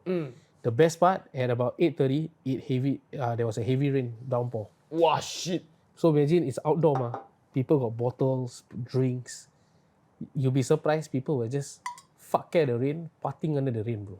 Wow, shit. I was like, holy cow. At the end of the night, I voice out on the mic. I tell them, I thank them for coming, especially with the rain. Yeah, but we're having it soon. We're having it on February 8th. That's the date. It's a yearly thing. Oh yeah, it's our anniversary lah. So yeah, so this will be the second one we're gonna do. So when I told Shai like I'm expecting maybe more this time around. I don't know, but let's see lah. Let's see how it goes. Yeah, but again, like my mission, my vision is to really have a very big festival. But I do not know how it's gonna be like. But I feel like Singapore scene is a bit underappreciated. So I think my mission is to really, have a very good local festival. Like maybe bring our neighbor artists. Then you don't need to go until so far lah. If I have the money, of course. But yeah, something for Singapore to really appreciate us that one time. Because I feel like you said again, there's the underground and then there's commercial. Then why not? Have 2 stages. One the underground stage, one the commercial stage. People have best of both worlds. Yes. Yeah.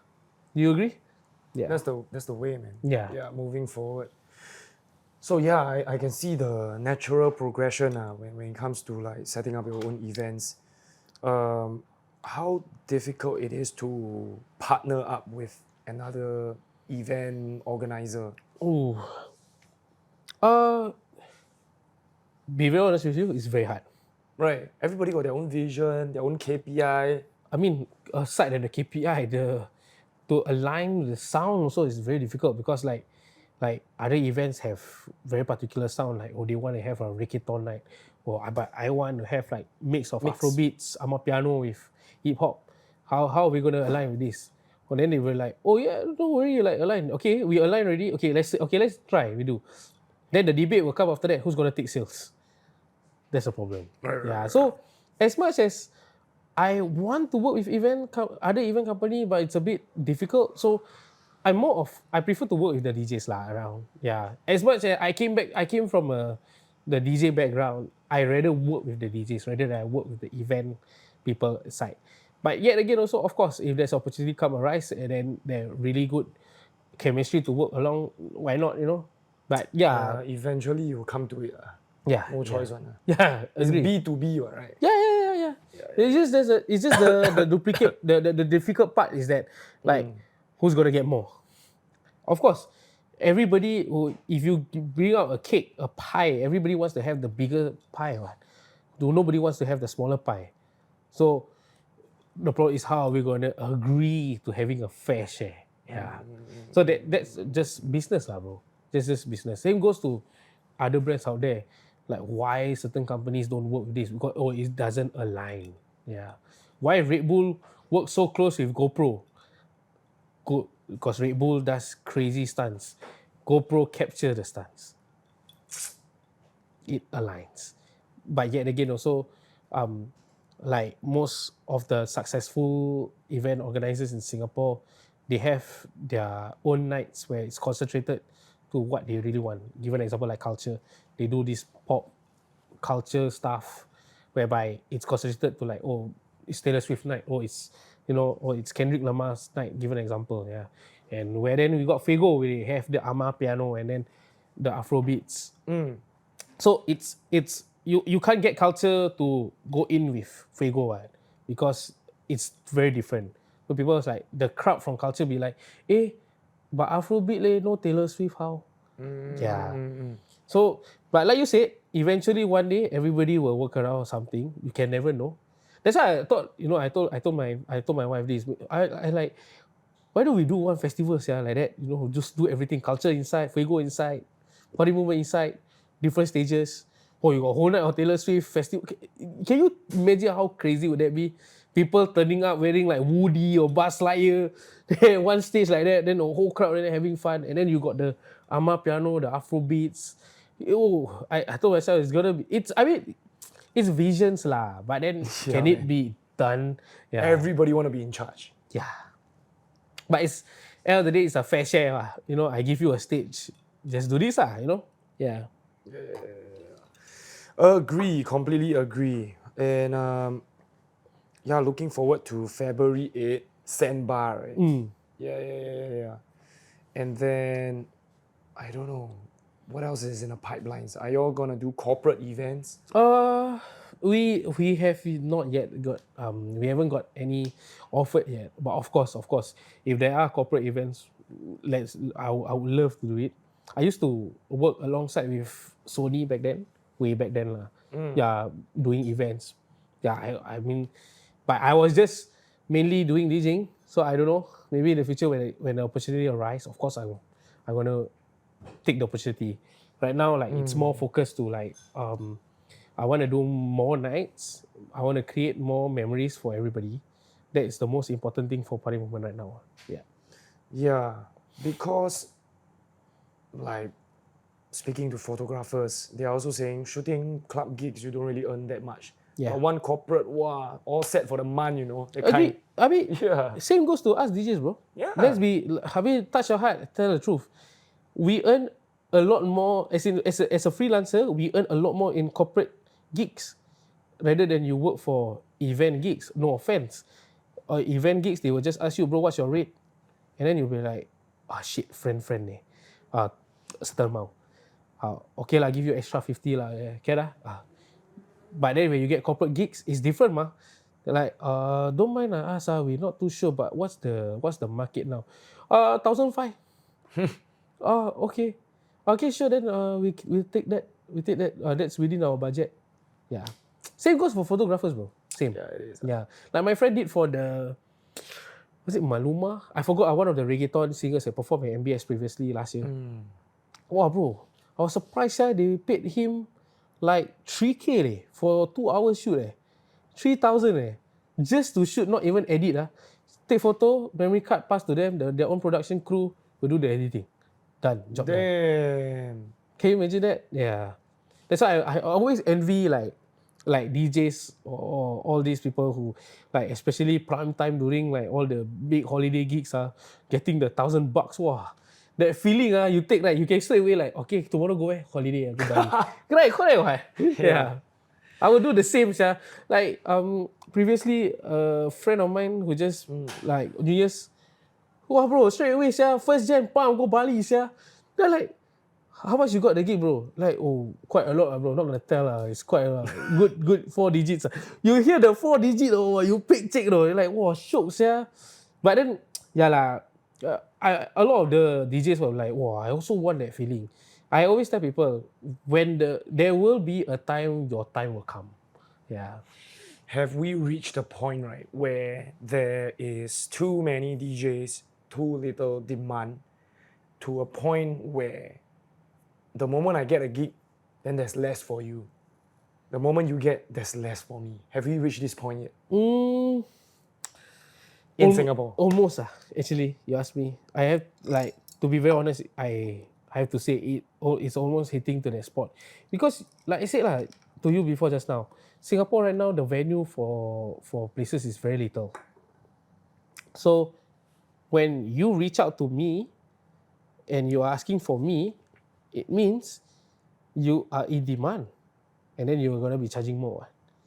So these venues will be like, oh shit, if this guy going to quote like this, means the other DJ is going to quote like that. Yeah.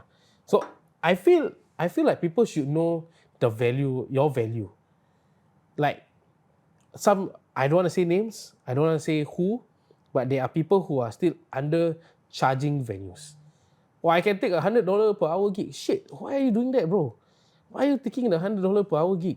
You shouldn't be doing that. I mean, as much as you say you want to say you shouldn't, but then if that is how you bring yourself up, also it's going to be difficult because like to the venue, like, oh, I don't need you, bro. You 1,500, this guy only quoting me 100 per hour. Who are you, bro? LSO. Like club should know the value also, of course. If the venue knows that, oh, why is he charging like this? Oh, because look at his profile. He's playing like this and this. This guy doesn't come from a very good background. Okay. Then if the venue does their research, yeah, of course. But I'm for sure the big venues, they know who they are calling for lah. Yeah. I don't believe that they will go for the cheaper just because, or this person cheap because he's cheap. But because, they have a certain amount of people. That's why to me I always disagree whereby like venue will always wants to take the cheaper DJ. You get cheap DJ, you get a cheap value kind of music. You get expensive DJ, wholeheartedly, if you pay me 1,500, I'll give you 1,500, bro, for sure. Agree with me, bro. I mean, of course, if you tomorrow get a gig, Tomorrowland, okay, Leonard, 20,000 per hour gig. Bro, I think you go home, you do $20,000 worth of edits just for Tomorrowland and then you give your all out. That's how we take pride in our work. Yeah. Some venue things just because, why are DJs expensive? Is it because is because of their crafting? Or is it because they are a DJ? Yeah, so people need to know that people paying that $300 is just not the DJing you're paying. It's the craft that they create, the ideas, the art in it. People don't understand the part whereby, yeah, DJ, it's supposed to be like $100 per hour. There's no such thing as DJ supposed to be like $200-300 per hour. Yeah, I still find venue don't understand that part.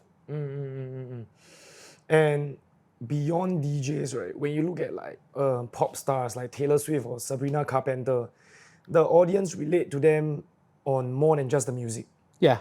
It is a lot of like, wow, I love this person because he's a very nice guy. He treat his parents very well. He had a tough life, struggled with drugs, but then he overcame it and still raised his daughter, that kind of thing.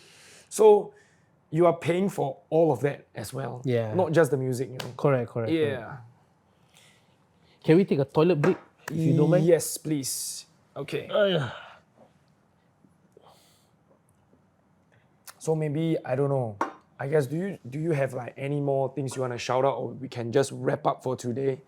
Actually, oh wow, the shout out a lot, bro. Yeah, because Party Movement, I don't think it is what it is today without the people that I'm with, especially like shout out Shy, shout out to DJ Nuts, Axio, or of course the biggest person is my wife. She's the motivation one lah.